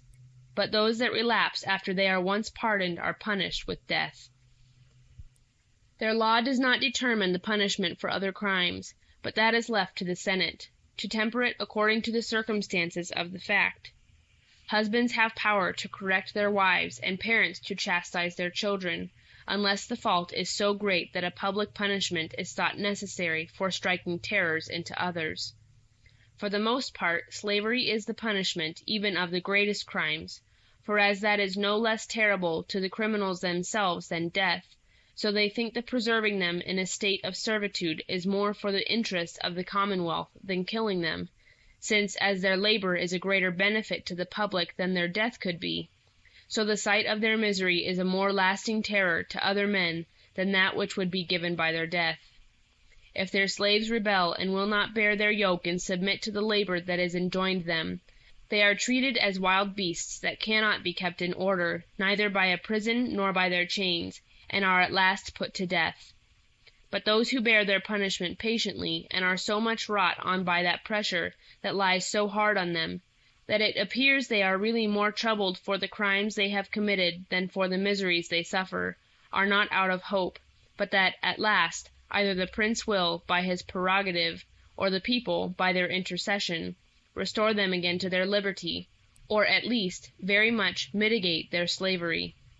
He that tempts a married woman to adultery is no less severely punished than he that commits it, for they believe that a deliberate design to commit a crime is equal to the fact itself, since its not taking effect does not make the person that miscarried in his attempt at all the less guilty. They take great pleasure in fools, and as it is thought a base and unbecoming thing to use them ill, so they do not think it amiss for people to divert themselves with their folly. And, in their opinion, this is a great advantage to the fools themselves. For if men were so sullen and severe as not at all to please themselves with their ridiculous behavior and foolish sayings, which is all that they can do to recommend themselves to others, it could not be expected that they would be so well provided for, nor so tenderly used as they must otherwise be. If any man should reproach another for his being misshaped or imperfect in any part of his body, it would not at all be thought a reflection on the person so treated, but it would be accounted scandalous in him that had upbraided another with what he could not help. It is thought a sign of a sluggish and sordid mind not to preserve carefully one's natural beauty, but it is likewise infamous among them to use paint. They all see that no beauty recommends a wife so much to her husband as the probity of her life and her obedience, for as some few are caught and held only by beauty, so all are attracted by the other excellences which charm all the world. As they fright men from committing crimes by punishments, so they invite them to the love of virtue by public honors. Therefore they erect statues to the memories of such worthy men as have deserved well of their country, and set these in their marketplaces, both to perpetuate the remembrance of their actions, and to be an incitement to their posterity to follow their example. If any man aspires to any office, he is sure never to compass it. They all live easily together, for none of the magistrates are either insolent or cruel to the people. They affect rather to be called fathers, and, by being really so, they well deserve the name, and the people pay them all the marks of honor the more freely because none are exacted from them. The prince himself has no distinction either of garments or of a crown, but is only distinguished by a sheaf of corn carried before him, as the high priest is also known by his being preceded by a person carrying a wax light. They have but few laws, and such is their constitution that they need not many. They very much condemn other nations whose laws, together with the commentaries on them, swell up to so many volumes, for they think it an unreasonable thing to oblige men to obey a body of laws that are both of such a bulk, and so dark as not to be read and understood by every one of the subjects. They have no lawyers among them, for they consider them as a sort of people whose profession it is to disguise matters and to wrest the laws, and therefore they think it is much better that every man should plead his own cause, and trust it to the judge, as in other places the client trusts it to a counsellor.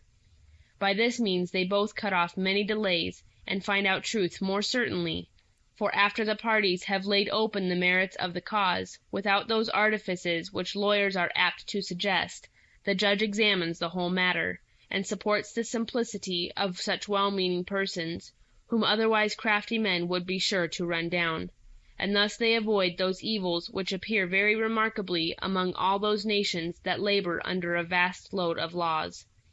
Every one of them is skilled in their law, for, as it is a very short study, so the plainest meaning of which words are capable is always the sense of their laws. And they argue thus: all laws are promulgated for this end, that every man may know his duty, and therefore the plainest and most obvious sense of the words is that which ought to be put upon them, since a more refined exposition cannot be easily comprehended, and would only serve to make the laws become useless to the greater part of mankind, and especially to those who need most the direction of them.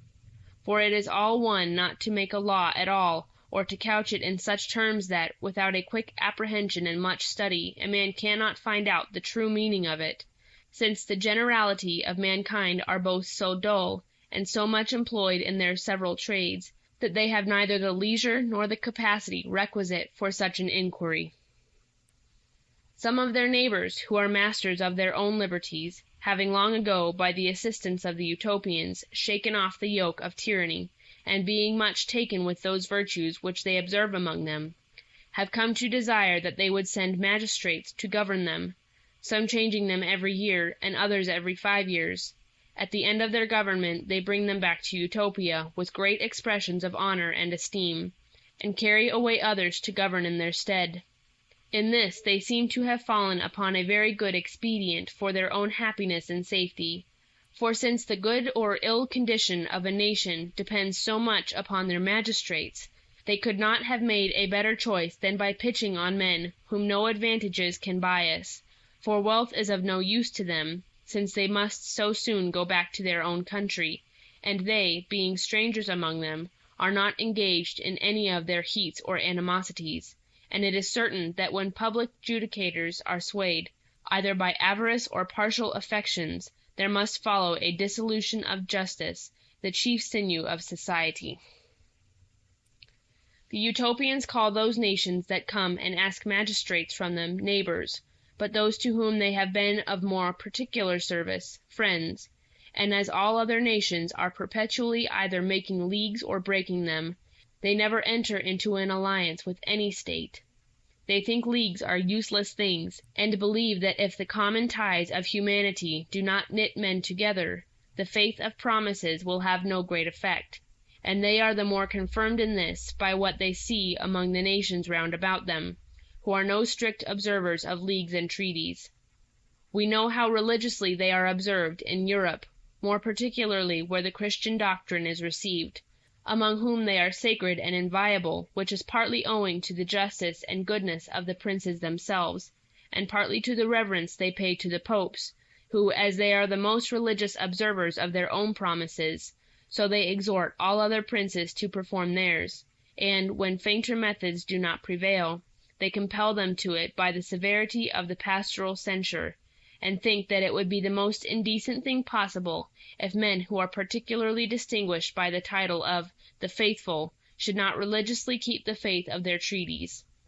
But in that new-found world, which is not more distant from us in situation than the people are in their manners and course of life, there is no trusting to leagues, even though they were made with all the pomp of the most sacred ceremonies. On the contrary, they are on this account the sooner broken, some slight pretense being found in the words of the treaties, which are purposely couched in such ambiguous terms that they can never be so strictly bound, but they will always find some loophole to escape at, and thus they break both their leagues and their faith. and this is done with such impudence, that those very men who value themselves on having suggested these expedients to their princes would, with a haughty scorn, declaim against such craft, or, to speak plainer, such fraud and deceit, if they found private men make use of it in their bargains, and would readily say that they deserved to be hanged. By this means it is that all sort of justice passes in the world for a low-spirited and vulgar virtue, far below the dignity of royal greatness, or at least there are set up two sorts of justice. The one is mean and creeps on the ground, and therefore becomes none but the lower part of mankind, and so must be kept in severely by many restraints, that it may not break out beyond the bounds that are set to it. The other is the peculiar virtue of princes, which, as it is more majestic than that which becomes the rabble, so takes a freer compass, and thus lawful and unlawful are only measured by pleasure and interest. These practices of the princes that lie about Utopia, who make so little account of their faith, seem to be the reasons that determine them to engage in no confederacy.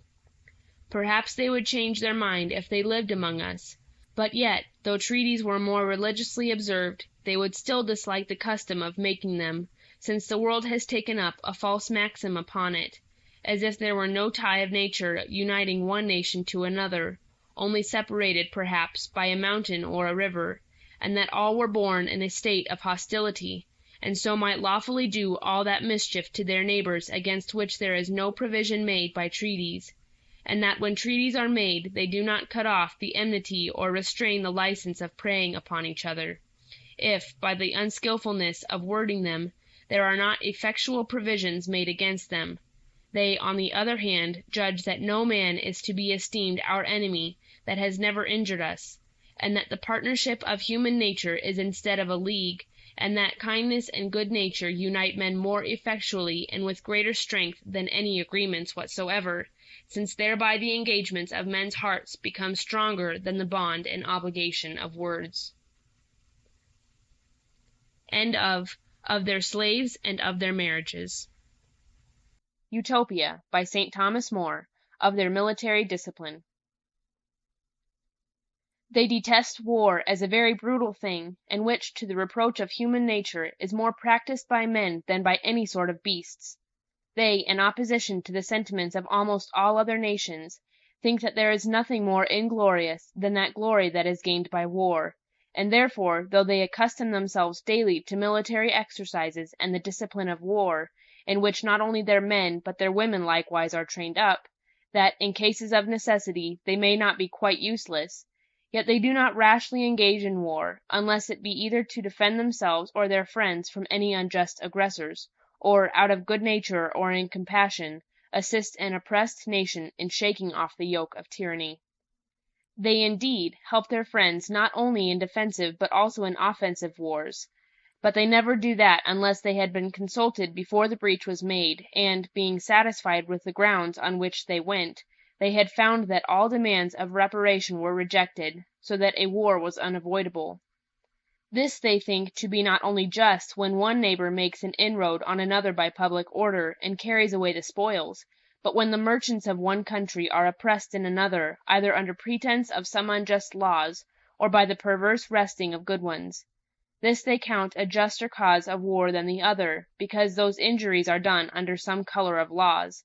This was the only ground of that war in which they engaged with the Nephologites against the Aeolipolitanes, a little before our time, for the merchants of the former having, as they thought, met with great injustice among the latter, which, whether it was in itself right or wrong, drew on a terrible war, in which many of their neighbors were engaged, and their keenness in carrying it on being supported by their strength in maintaining it, it not only shook some very flourishing states and very much afflicted others, but, after a series of much mischief, ended in the entire conquest and slavery of the Aeolipolitanes, who, though before the war they were in all respects much superior to the Nephologites, were yet subdued, but, though the Utopians had assisted them in the war, yet they pretended to no share of the spoil. But, though they so vigorously assist their friends in obtaining reparation for the injuries they have received in affairs of this nature, yet, if any such frauds were committed against themselves, provided no violence was done to their persons, they would only, on their being refused satisfaction, forbear trading with such a people. This is not because they consider their neighbours more than their own citizens, but, since their neighbours trade every one upon his own stock, fraud is a more sensible injury to them than it is to the Utopians, among whom the public in such a case only suffers, as they expect no thing in return for the merchandise they export, but that in which they so much abound, and is of so little use to them, the loss does not much affect them. They think, therefore, it would be too severe to revenge a loss attended with so little inconvenience, either to their lives or their subsistence, with the death of many persons. But if any of their people are either killed or wounded wrongfully, whether it be done by public authority or only by private men, as soon as they hear of it they send ambassadors, and demand that the guilty persons may be delivered up to them, and if that is denied they declare war. But if it be complied with, the offenders are condemned either to death or slavery. They would be both troubled and ashamed of a bloody victory over their enemies, and think it would be as foolish a purchase as to buy the most valuable goods at too high a rate. And in no victory do they glory so much as in that which is gained by dexterity and good conduct without bloodshed. In such cases they appoint public triumphs, and erect trophies to the honor of those who have succeeded. For then do they reckon that a man acts suitably to his nature, when he conquers his enemy in such a way as that no other creature but a man could be capable of, and that is by the strength of his understanding. Bears, lions, boars, wolves, and dogs, and all other animals, employ their bodily force one against another, in which as many of them are superior to men, both in strength and fierceness, so they are all subdued by his reason and understanding. The only design of the Utopians in war is to obtain that by force which, if it had been granted them in time, would have prevented the war, or, if that cannot be done, to take so severe a revenge on those that have injured them, that they may be terrified from doing the like for the time to come. By these ends they measure all their designs, and manage them so that it is visible that the appetite of fame or vainglory does not work so much on there as a just care of their own security. As soon as they declare war, they take care to have a great many schedules, that are sealed with their common seal, affixed in the most conspicuous places of their enemy's country. This is carried secretly, and done in many places all at once. In these they promise great rewards to such as shall kill the prince, and lesser in proportion to such as shall kill any other persons, who are those on whom, next to the prince himself, they cast the chief balance of the war.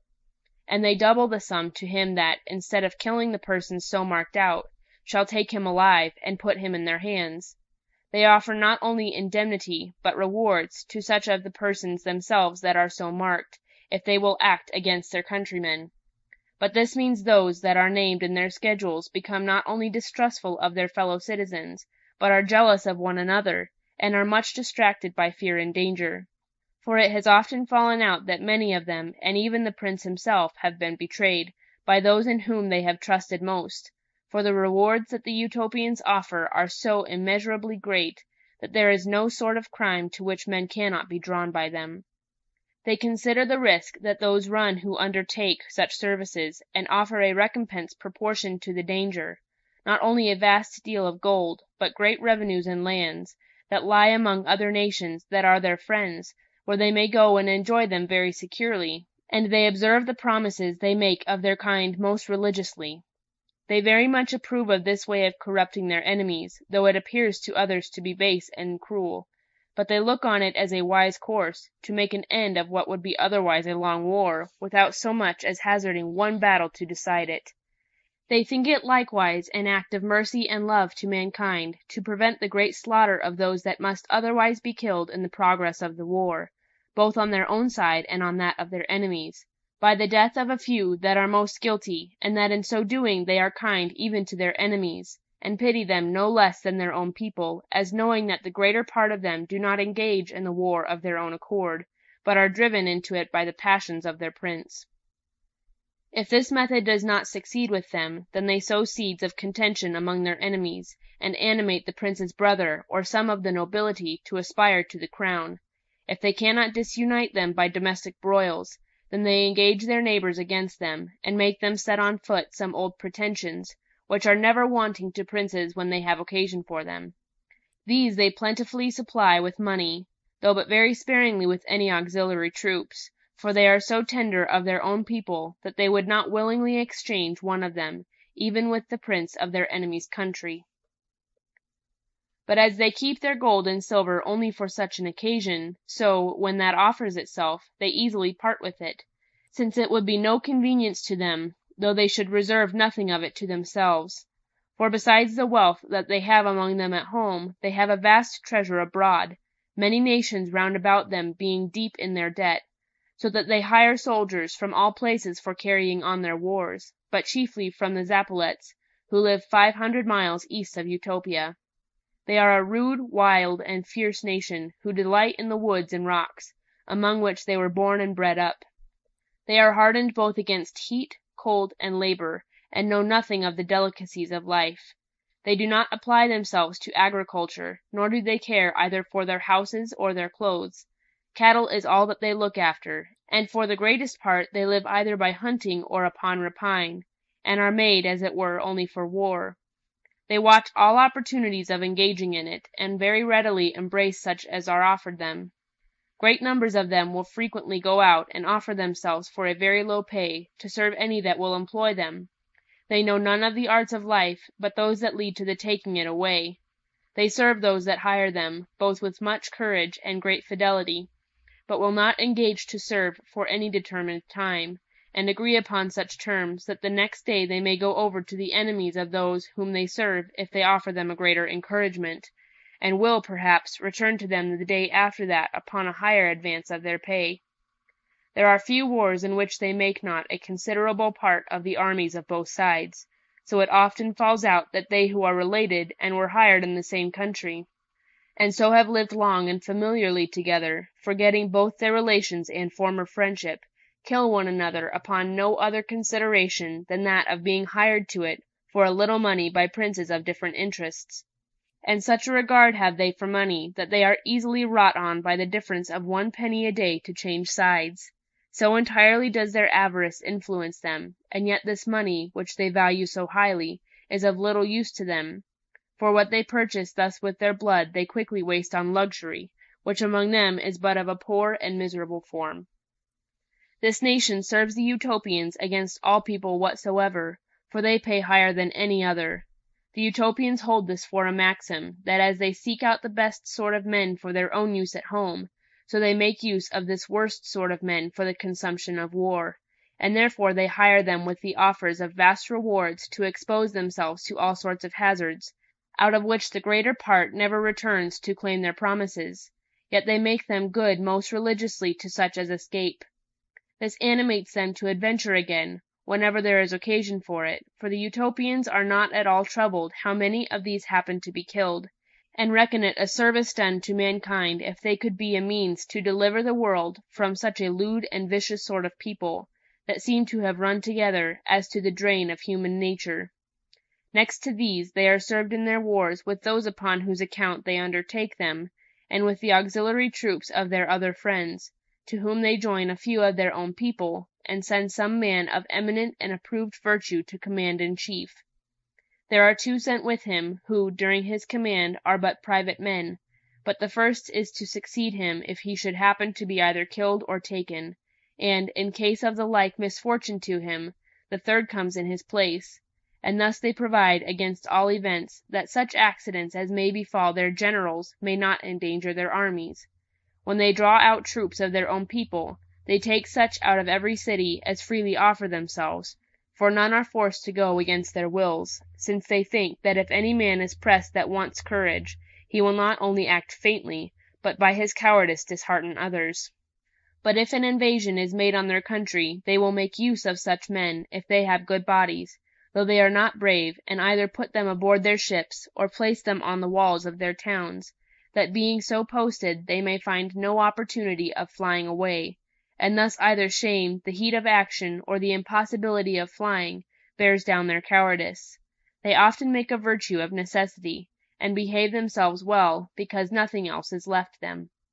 But as they force no man to go into any foreign war against his will, so they do not hinder those women who are willing to go along with their husbands. On the contrary, they encourage and praise them, and they stand often next to their husbands in the front of the army. They also place together those who are related, parents and children, kindred, and those that are mutually allied, near one another, that those whom nature has inspired with the greatest zeal for assisting one another may be the nearest and readiest to do it.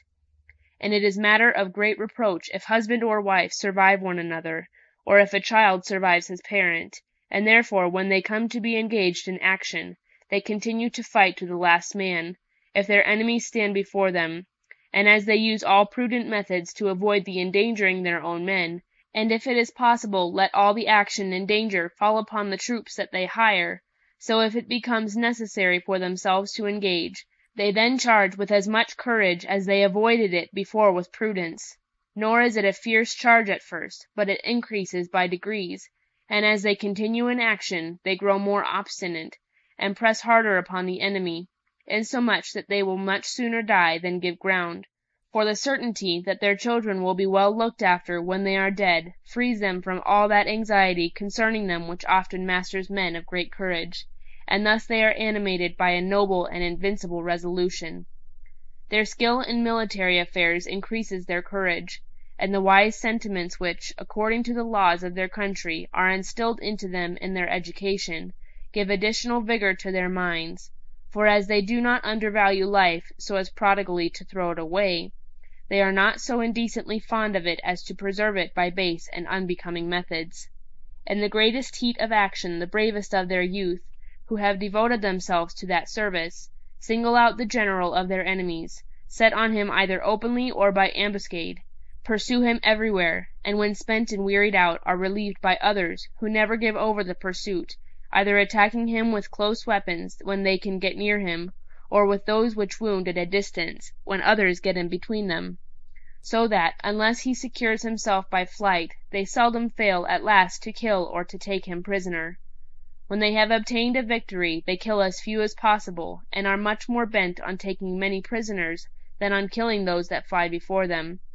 Nor do they ever let their men so loose in the pursuit of their enemies as not to retain an entire body still in order, so that if they have been forced to engage the last of their battalions before they could gain the day, they will rather let their enemies all escape than pursue them when their own army is in disorder,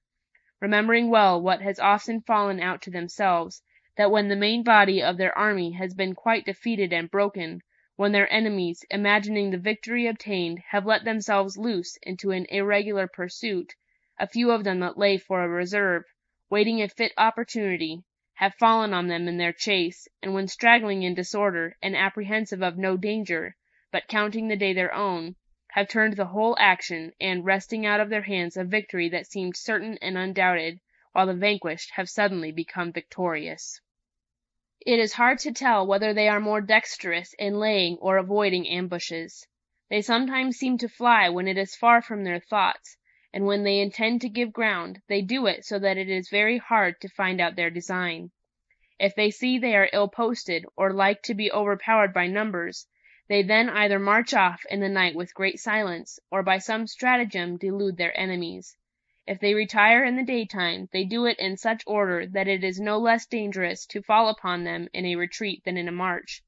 They fortify their camps with a deep and large trench, and throw up the earth that is dug out of it for a wall.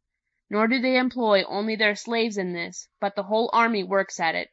except those that are then upon the guard, so that when so many hands are at work, a great line and a strong fortification is finished in so short a time that it is scarce credible. Their armor is very strong for defense, and yet is not so heavy as to make them uneasy in their marches. They can even swim with it. All that are trained up to war practice swimming. Both horse and foot make great use of arrows, and are very expert. They have no swords, but fight with a pole-axe that is both sharp and heavy, by which they thrust or strike down an enemy. They are very good at finding out warlike machines, and disguise them so well that the enemy does not perceive them till he feels the use of them, so that he cannot prepare such a defense as would render them useless. The chief consideration had in the making them is that they may be easily carried and managed.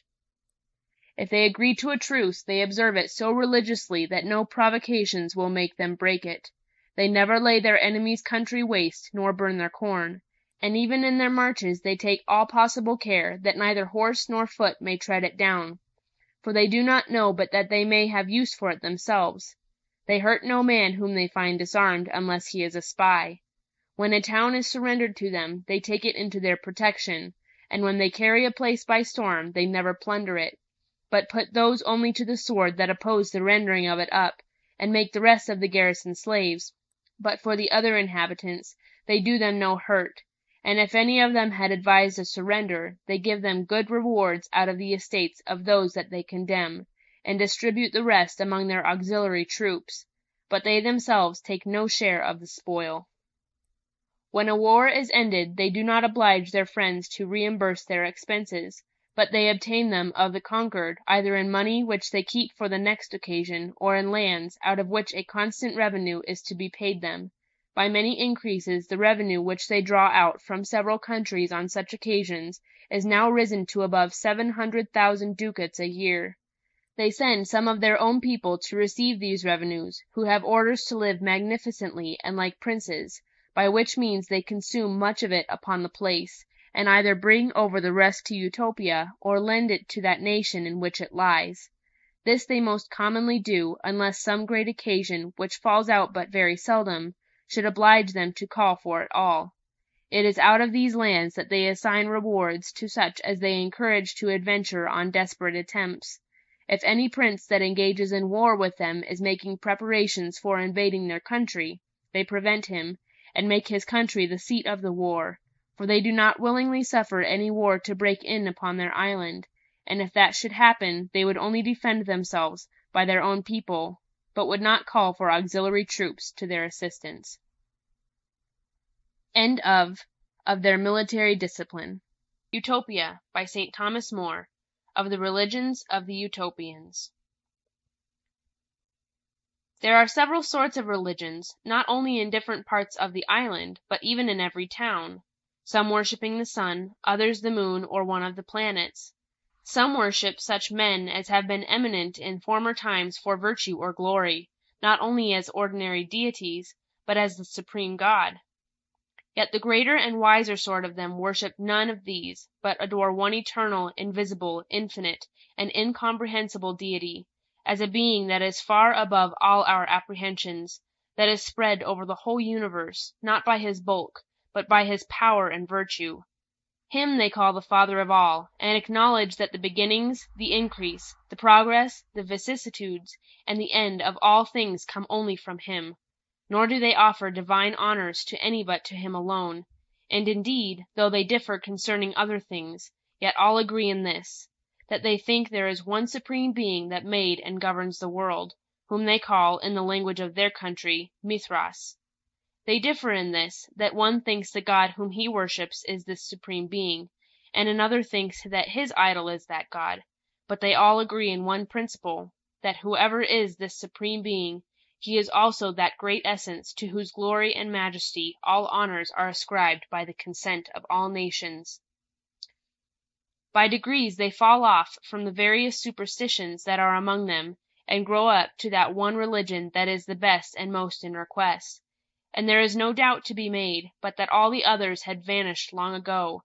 if some of those who advised them to lay aside their superstitions had not met with some unhappy accidents, which, being considered as inflicted by heaven, made them afraid that the God whose worship had like to have been abandoned had interposed and revenged themselves on those who despised their authority. After they had heard from us an account of the doctrine, the course of life, and the miracles of Christ, and of the wonderful constancy of so many martyrs, whose blood, so willingly offered up by them, was the chief occasion of spreading their religion over a vast number of nations, it is not to be imagined how inclined they were to receive it. I shall not determine whether this proceeded from any secret inspiration of God, or whether it was because it seemed so favorable to that community of goods, which is an opinion so particular as well as so dear to them, since they perceived that Christ and his followers lived by that rule, and that it was still kept up in some communities among the sincerest sort of Christians. From whichsoever of these motives it might be, true it is that many of them came over to our religion, and were initiated into it by baptism. But as 2 of our number were dead, so none of the 4 that survived were in priests' orders. We, therefore, could only baptize them, so that, to our great regret, they could not partake of the other sacraments, that can only be administered by priests. But they are instructed concerning them, and long most vehemently for them. They have had great disputes among themselves, whether one chosen by them to be a priest would not be thereby qualified to do all the things that belong to that character, even though he had no authority derived from the Pope, and they seemed to be resolved to choose some for that employment, but they had not done it when I left them. Those among them that have not received our religion do not fright any from it, and use none ill that goes over to it, so that all the while I was there 1 man was only punished on this occasion. He being newly baptized did, notwithstanding all that we could say to the contrary, dispute publicly concerning the Christian religion, with more zeal than discretion, and with so much heat, that he not only preferred our worship to theirs, but condemned all their rites as profane, and cried out against all that adhered to them as impious and sacrilegious persons, that were to be damned to everlasting burnings. Upon his having frequently preached in this manner he was seized, and after trial he was condemned to banishment, not for having disparaged their religion, but for his inflaming the people to sedition. For this is one of their most ancient laws, that no man ought to be punished for his religion. At the first constitution of their government, Utopus having understood that before his coming among them the old inhabitants had been engaged in great quarrels concerning religion, by which they were so divided among themselves, that he found it an easy thing to conquer them, since, instead of uniting their forces against him, every different party in religion fought by themselves. After he had subdued them, he made a law that every man might be of what religion he pleased, and might endeavor to draw others to it by the force of argument, and by amicable and modest ways, but without bitterness against those of other opinions, but that he ought to use no other force but that of persuasion, and was neither to mix with it reproaches nor violence, and such as did otherwise were to be condemned to banishment or slavery. This law was made by Utopus, not only for preserving the public peace, which he saw suffered much by daily contentions and irreconcilable heats, but because he thought the interests of religion itself required it. He judged it not fit to determine anything rashly, and seemed to doubt whether those different forms of religion might not all come from God, who might inspire man in a different manner, and be pleased with this variety. He therefore thought it indecent and foolish for any man to threaten and terrify another to make him believe what did not appear to him to be true. And supposing that only one religion was really true, and the rest false, he imagined that the native force of truth would at last break forth and shine bright, if supported only by the strength of argument, and attended to with a gentle and unprejudiced mind, while, on the other hand, if such debates were carried on with violence and tumults, as the most wicked are always the most obstinate, so the best and most holy religion might be choked with superstition, as corn is with briars and thorns. He therefore left men wholly to their liberty, that they might be free to believe as they should see cause, only he made a solemn and severe law against such as should so far degenerate from the dignity of human nature, as to think that our souls died with our bodies, or that the world was governed by chance, without a wise overruling providence. For they all formerly believed that there was a state of rewards and punishments to the good and bad after this life, and they now look on those that think otherwise as scarce fit to be counted men, since they degrade so noble a being as the soul, and reckon it no better than a beast's. Thus they are far from looking on such men as fit for human society, or to be citizens of a well-ordered commonwealth, since a man of such principles must needs, as oft as he dares do it, despise all their laws and customs. For there is no doubt to be made, that a man who is afraid of nothing but the law, and apprehends nothing after death, will not scruple to break through all the laws of his country, either by fraud or force, when by this means he may satisfy his appetites. They never raise any that hold these maxims, either to honors or offices, nor employ them in any public trust, but despise them, as men of base and sordid minds. Yet they do not punish them, because they lay this down as a maxim, that a man cannot make himself believe anything he pleases, nor do they drive any to dissemble their thoughts by threatenings, so that men are not tempted to lie or disguise their opinions, which being a sort of fraud is abhorred by the Utopians. They take care indeed to prevent their disputing in defense of these opinions, especially before the common people, but they suffer and even encourage them to dispute concerning them in private with their priest, and other grave men, being confident that they will be cured of those mad opinions by having reason laid before them. There are many among them that run far to the other extreme, though it is neither thought an ill nor unreasonable opinion, and therefore is not at all discouraged. They think that the souls of beasts are immortal, though far inferior to the dignity of the human soul, and not capable of so great a happiness. They are almost all of them very firmly persuaded that good men will be infinitely happy in another state, so that though they are compassionate to all that are sick, yet they lament no man's death, except they see him loath to part with life. For they look on this as a very ill presage, as if the soul, conscious to itself of guilt, and quite hopeless, was afraid to leave the body, from some secret hints of approaching misery. They think that such a man's appearance before God cannot be acceptable to him, who being called on does not go out cheerfully, but is backward and unwilling, and is as it were dragged to it. They are struck with horror when they see any die in this manner, and carry them out in silence and with sorrow, and praying God that he would be merciful to the errors of the departed soul, they lay the body in the ground. But when any die cheerfully and full of hope, they do not mourn for them, but sing hymns when they carry out their bodies, and commending their souls very earnestly to God. Their whole behavior is then rather grave than sad. They burn the body, and set up a pillar where the pile was made, with an inscription to the honor of the deceased. When they come from the funeral, they discourse of his good life and worthy actions, but speak nothing oftener and with more pleasure than of his serenity at the hour of death. They think such respect paid to the memory of good men is both the greatest incitement to engage others to follow their example, and the most acceptable worship that can be offered them, for they believe that though by the imperfection of human sight they are invisible to us, yet they are present among us, and hear those discourses that pass concerning themselves. They believe it inconsistent with the happiness of departed souls not to be at liberty to be where they will, and do not imagine them capable of the ingratitude of not desiring to see those friends with whom they lived on earth in the strictest bonds of love and kindness. Besides, they are persuaded that good men, after death, have these affections, and all other good dispositions increased rather than diminished, and therefore conclude that they are still among the living, and observe all they say or do. From hence they engage in all their affairs with the greater confidence of success, as trusting to their protection, while this opinion of the presence of their ancestors is a restraint that prevents their engaging in ill designs.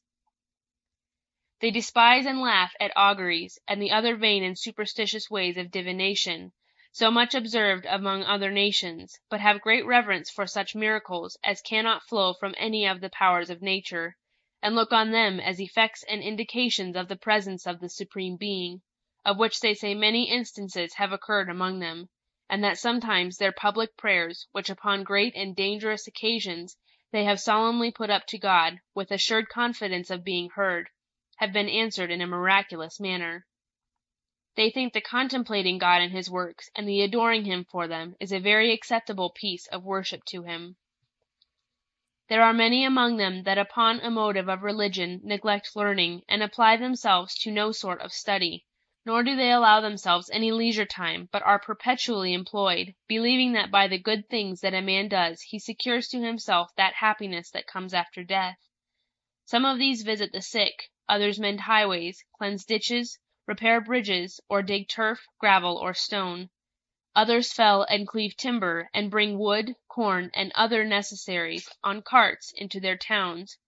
Nor do these only serve the public, but they serve even private men, more than the slaves themselves do, for if there is anywhere a rough, hard, and sordid piece of work to be done, from which many are frightened by the labor and the loathsomeness of it, if not the despair of accomplishing it, they cheerfully, and of their own accord, take that to their share, and by that means, as they ease others very much, so they afflict themselves, and spend their whole life in hard labor,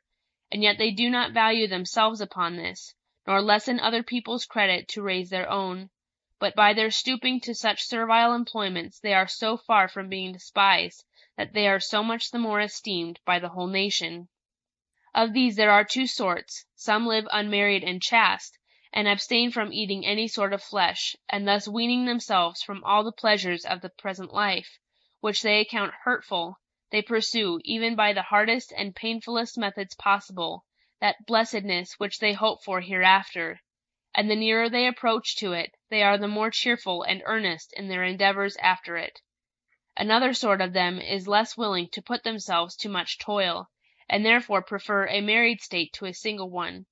And as they do not deny themselves the pleasure of it, so they think the begetting of children is a debt which they owe to human nature, and to their country. Nor do they avoid any pleasure that does not hinder labor, and therefore eat flesh so much the more willingly, as they find that by this means they are the more able to work. The Utopians look upon these as the wiser sect, but they esteem the others as the most holy. They would indeed laugh at any man who, from the principles of reason, would prefer an unmarried state to a married, or a life of labor to an easy life,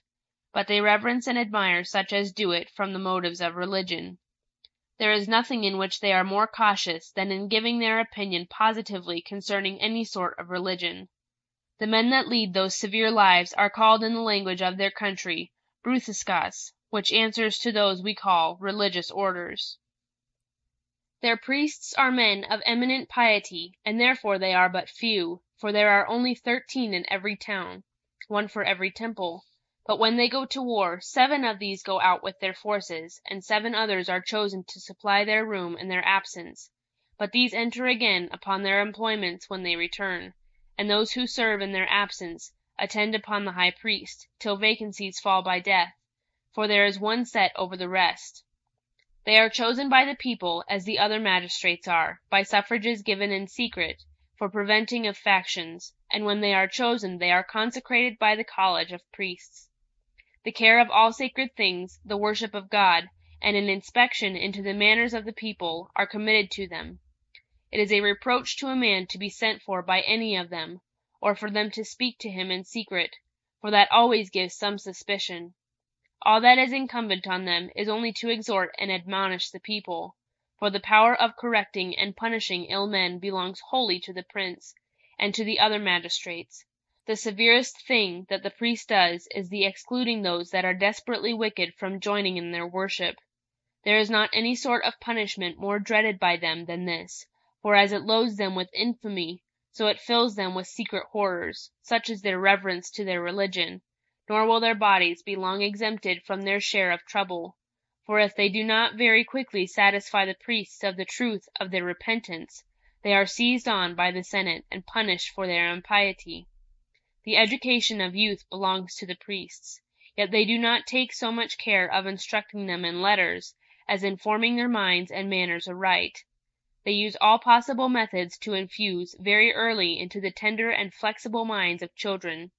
such opinions as are both good in themselves and will be useful to their country, for when deep impressions of these things are made at that age, they follow men through the whole course of their lives, and conduce much to preserve the peace of the government, which suffers by nothing more than by vices that rise out of ill opinions. The wives of their priests are the most extraordinary women of the whole country. Sometimes the women themselves are made priests, though that falls out but seldom, nor are any but ancient widows chosen into that order.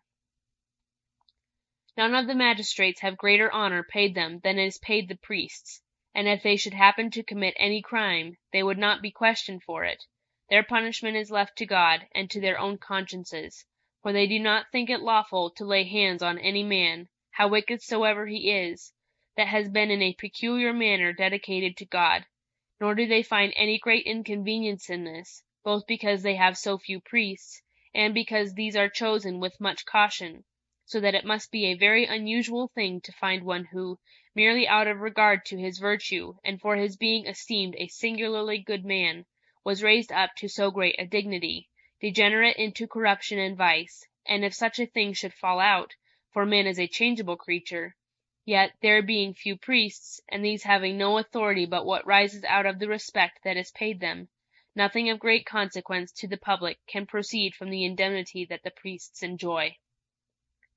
They have indeed very few of them, lest greater numbers sharing in the same honor might make the dignity of that order, which they esteem so highly, to sink in its reputation. They also think it difficult to find out many of such an exalted pitch of goodness as to be equal to that dignity, which demands the exercise of more than ordinary virtues. Nor are the priests in greater veneration among them than they are among their neighboring nations, as you may imagine by that which I think gives occasion for it. When the Utopians engage in battle, the priests who accompany them to the war, apparelled in their sacred vestments, kneel down during the action, in a place not far from the field, and, lifting up their hands to heaven, pray, first for peace, and then for victory to their own side, and particularly that it may be gained without the effusion of much blood on either side. And when the victory turns to their side, they run in among their own men to restrain their fury, and if any of their enemies see them or call to them, they are preserved by that means, and such as can come so near them as to touch their garments have not only their lives, but their fortunes secured to them. It is upon this account that all the nations round about consider them so much, and treat them with such reverence, that they have been often no less able to preserve their own people from the fury of their enemies than to save their enemies from their rage. For it has sometimes fallen out that when their armies have been in disorder and forced to fly, so that their enemies were running upon the slaughter and spoil, the priests by interposing have separated them from one another, and stopped the effusion of more blood, so that, by their mediation, a peace has been concluded on very reasonable terms. Nor is there any nation about them so fierce, cruel, or barbarous, as not to look upon their persons as sacred and inviolable. The first and the last day of the month and of the year is a festival. They measure their months by the course of the moon, and their years by the course of the sun. The first days are called in their language the Synemernes, and the last the Trapemernes, which answers in our language to the festival that begins or ends the season. They have magnificent temples that are not only nobly built, but extremely spacious, which is the more necessary as they have so few of them. They are a little dark within, which proceeds not from any error in the architecture, but is done with design, for their priests think that too much light dissipates the thoughts, and that a more moderate degree of it both recollects the mind and raises devotion.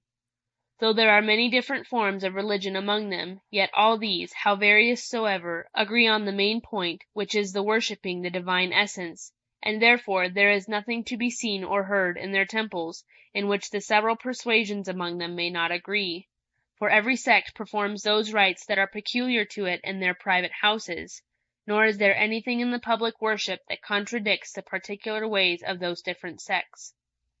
There are no images for God in their temples, so that every one may represent him to his thoughts according to the way of his religion, nor do they call this one God by any other name but that of Mithras, which is the common name by which they all express the divine essence, whatsoever otherwise they think it to be. Nor are there any prayers among them, but such as every one of them may use without prejudice to his own opinion.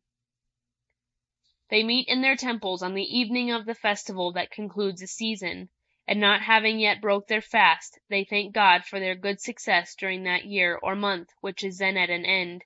and the next day, being that which begins the new season, they meet early in their temples to pray for the happy progress of all their affairs during that period upon which they then enter. In the festival which concludes the period before they go to the temple, both wives and children fall on their knees before their husbands or parents and confess everything in which they have either erred or failed in their duty, and beg pardon for it. Thus all little discontents and families are removed, that they may offer up their devotions with a pure and serene mind, for they hold it a great impiety to enter upon them with disturbed thoughts, or with a consciousness of their bearing hatred or anger in their hearts to any person whatsoever, and think that they should become liable to severe punishments if they presumed to offer sacrifices without cleansing their hearts, and reconciling all their differences. In the temples the two sexes are separated, the men go to the right hand and the women to the left, and the males and females all place themselves before the head and master or mistress of the family to which they belong, so that those who have the government of them at home may see their deportment in public. And they intermingle them so that the younger and the older may be set by one another, for if the younger sort were all set together, they would, perhaps, trifle away that time too much in what they ought to beget in themselves that religious dread of the Supreme Being, which is the greatest and almost the only incitement to virtue. They offer up no living creature in sacrifice, nor do they think it suitable to the divine Being, from whose bounty it is that these creatures have derived their lives, to take pleasure in their deaths, or the offering up their blood. They burn incense and other sweet odors, and have a great number of wax lights during their worship, not out of any imagination that such oblations can add anything to the divine nature, which even prayers cannot do, but as it is a harmless and pure way of worshipping God. So they think those sweet savours and lights, together with some other ceremonies, by a secret and unaccountable virtue, elevate men's souls, and inflame them with greater energy and cheerfulness during the divine worship. All the people appear in the temples in white garments, but the priests' vestments are parti-coloured, and both the work and colours are wonderful. They are made of no rich materials, for they are neither embroidered nor set with precious stones, but are composed of the plumes of several birds, laid together with so much art and so neatly, that the true value of them is far beyond the costliest materials. They say that in the ordering and placing those plumes some dark mysteries are represented, which pass down among their priests in a secret tradition concerning them, and that they are as hieroglyphics, putting them in mind of the blessing that they have received from God, and of their duties both to Him and to their neighbours. As soon as the priest appears in those ornaments, they all fall prostrate on the ground, with so much reverence and so deep a silence, that such as look on cannot but be struck with it, as if it were the effect of the appearance of a deity. After they have been for some time in this posture, they all stand up, upon a sign given by the priest, and sing hymns to the honour of God, some musical instruments playing all the while. These are quite of another form than those used among us, but, as many of them are much sweeter than ours, so others are made use of by us. Yet in one thing they very much exceed us. All their music, both vocal and instrumental, is adapted to imitate and express the passions, and is so happily suited to every occasion, that, whether the subject of the hymn be cheerful, or formed to soothe or trouble the mind, or to express grief or remorse, the music takes the impression of whatever is represented, affects and kindles the passions, and works the sentiments deep into the hearts of the hearers. When this is done, both priests and people offer up very solemn prayers to God, in a set form of words, and these are so composed that whatsoever is pronounced by the whole assembly may be likewise applied by every man in particular to his own condition. In these they acknowledge God to be the author and governor of the world, and the fountain of all the good they receive, and therefore offer up to Him their thanksgiving, and in particular bless Him for His goodness in ordering it so, that they are born under the happiest government in the world, and are of a religion which they hope is the truest of all others. But, if they are mistaken, and if there is either a better government, or a religion more acceptable to God, they implore His goodness to let them know it, vowing that they resolve to follow Him whithersoever He leads them. But if their government is the best, and their religion the truest, then they pray that He may fortify them in it, and bring all the world both to the same rules of life, and to the same opinions concerning Himself, unless, according to the unsearchableness of His mind, He is pleased with a variety of religions. Then they pray that God may give them an easy passage at last to Himself, not presuming to set limits to Him, how early or late it should be, but, if it may be wished for without derogating from His supreme authority, they desire to be quickly delivered, and to be taken to Himself, though by the most terrible kind of death, rather than to be detained long from seeing Him by the most prosperous course of life. When this prayer is ended, they all fall down again upon the ground, and after a little while they rise up, go home to dinner, and spend the rest of the day in diversion or military exercises. Thus I have described to you, as particularly as I could, the constitution of that commonwealth, which I do not only think the best in the world, but indeed the only commonwealth that truly deserves that name. In all other places it is visible that, while people talk of a commonwealth, every man only seeks his own wealth. But there, where no man has any property, all men zealously pursue the good of the public. And indeed, it is no wonder to see men act so differently. For in other commonwealths every man knows that, unless he provides for himself, how flourishing soever the commonwealth may be, he must die of hunger, so that he sees the necessity of preferring his own concerns to the public. But in Utopia, where every man has a right to everything, they all know that if care is taken to keep the public stores full, no private man can want anything. For among them there is no unequal distribution, so that no man is poor, none in necessity, and though no man has anything, yet they are all rich. For what can make a man so rich as to lead a serene and cheerful life, free from anxieties, neither apprehending want himself, nor vexed with the endless complaints of his wife? He is not afraid of the misery of his children, nor is he contriving how to raise a portion for his daughters, but is secure in this, that both he and his wife, his children and grandchildren, to as many generations as he can fancy, will all live both plentifully and happily. Since, among them, there is no less care taken of those who were once engaged in labor, but grow afterwards unable to follow it, than there is elsewhere of these that continue still employed. I would gladly hear any man compare the justice that is among them with that of all other nations, among whom may I perish, if I see anything that looks either like justice or equity. For what justice is there in this, that a nobleman, a goldsmith, a banker, or any other man, that either does nothing at all, or, at best, is employed in things that are of no use to the public, should live in great luxury and splendor upon what is so ill acquired, and a mean man, a carter, a smith, or a plowman, that works harder even than the beasts themselves, and is employed in labors so necessary that no commonwealth could hold out a year without them, can only earn so poor a livelihood, and must lead so miserable a life, that the condition of the beasts is much better than theirs. For as the beasts do not work so constantly, so they feed almost as well, and with more pleasure, and have no anxiety about what is to come, whilst these men are depressed by a barren and fruitless employment, and tormented with the apprehensions of want in their old age, since that which they get by their daily labor does but maintain them at present, and is consumed as fast as it comes in. There is no overplus left to lay up for old age. Is not that government both unjust and ungrateful that is so prodigal of its favors to those that are called gentlemen or goldsmiths, or such others who are idle, to live either by flattery or by contriving the arts of vain pleasure, and on the other hand takes no care of those of a meaner sort, such as ploughmen, colliers, and smiths, without whom it could not subsist? But after the public has reaped all the advantage of their service, and they come to be oppressed with age, sickness, and want, all their labors and the good they have done is forgotten, and all the recompense given them is that they are left to die in great misery. The richer sort are often endeavoring to bring the hire of laborers lower, not only by their fraudulent practices, but by the laws which they procure to be made to that effect, so that though it is a thing most unjust in itself to give such small rewards to those who deserve so well of the public, yet they have given those hardships the name and color of justice, by procuring laws to be made for regulating them.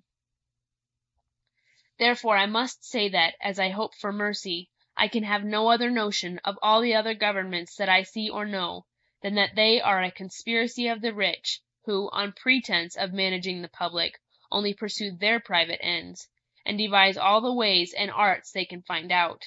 First, that they may, without danger, preserve all that they have so ill acquired, and then that they may engage the poor to toil and labor for them at as low rates as possible, and oppress them as much as they please. And if they can but prevail to get these contrivances established by the show of public authority, which is considered as the representative of the whole people, then they are accounted laws. Yet these wicked men, after they have, by a most insatiable covetousness, divided that among themselves with which all the rest might have been well supplied, are far from the happiness that is enjoyed among the Utopians. For the use as well as the desire of money being extinguished, much anxiety and great occasions of mischief is cut off with it. And who does not see that the frauds, thefts, robberies, quarrels, tumults, contentions, seditions, murders, treacheries, and witchcrafts, which are, indeed, rather punished than restrained by the severities of law, would all fall off if money were not any more valued by the world. Men's fears, solicitudes, cares, labors, and watchings would all perish in the same moment with the value of money, even poverty itself, for the relief of which money seems most necessary, would fall. But, in order to the apprehending this aright, take one instance. Consider any year that has been so unfruitful that many thousands have died of hunger, and yet if, at the end of that year, a survey was made of the granaries of all the rich men that have hoarded up the corn, it would be found that there was enough among them to have prevented all that consumption of men that perished in misery, and that if it had been distributed among them, none would have felt the terrible effects of that scarcity. So easy a thing would it be to supply all the necessities of life, if that blessed thing called money, which is pretended to be invented for procuring them, was not really the only thing that obstructed their being procured. I do not doubt but rich men are sensible of this, and that they well know how much a greater happiness it is to want nothing necessary than to abound in many superfluities, and to be rescued out of so much misery than to abound with so much wealth. And I cannot think but the sense of every man's interest, added to the authority of Christ's commands, who, as he was infinitely wise, knew what was best, and was not less good in discovering it to us, would have drawn all the world over to the laws of the Utopians, if pride, that plague of human nature, that source of so much misery, did not hinder it. For this vice does not measure happiness so much by its own conveniences as by the miseries of others, and would not be satisfied with being thought a goddess, if none were left that were miserable, over whom she might insult. Pride thinks its own happiness shines the brighter by comparing it with the misfortunes of other persons, that by displaying its own wealth they may feel their poverty the more sensibly. This is that infernal serpent that creeps into the breasts of mortals, and possesses them too much to be easily drawn out, and therefore I am glad that the Utopians have fallen upon this form of government, in which I wish that all the world could be so wise as to imitate them. For they have indeed laid down such a scheme and foundation of policy, that as men live happily under it, so it is like to be of great continuance, for they having rooted out of the minds of their people all the seeds, both of ambition and faction, there is no danger of any commotions at home, which alone has been the ruin of many states that seemed otherwise to be well secured. But as long as they live in peace at home, and are governed by such good laws, the envy of all their neighboring princes, who have often, though in vain, attempted their ruin, will never be able to put their state into any commotion or disorder. When Raphael had thus made an end of speaking, though many things occurred to me, both concerning the manners and laws of that people, that seemed very absurd, as well in their way of making war, as in their notions of religion and divine matters, together with several other particulars, but chiefly what seemed the foundation of all the rest, their living in common, without the use of money, by which all nobility, magnificence, splendor, and majesty, which, according to the common opinion, are the true ornaments of a nation, would be quite taken away. Yet, since I perceived that Raphael was weary, and was not sure whether he could easily bear contradiction, remembering that he had taken notice of some who seemed to think they were bound in honor to support the credit of their own wisdom, by finding out something to censure in all other men's inventions besides their own, I only commended their constitution and the account he had given of it in general, and so, taking him by the hand, carried him to supper, and told him I would find out some other time for examining this subject more particularly, and for discoursing more copiously upon it. And indeed I shall be glad to embrace an opportunity of doing it. In the meanwhile, though it must be confessed that he is both a very learned man and a person who has obtained a great knowledge of the world, I cannot perfectly agree to everything he has related. However, there are many things in the commonwealth of Utopia that I rather wish than hope to see followed in our governments. End of the Religions of the Utopians, and End of Utopia.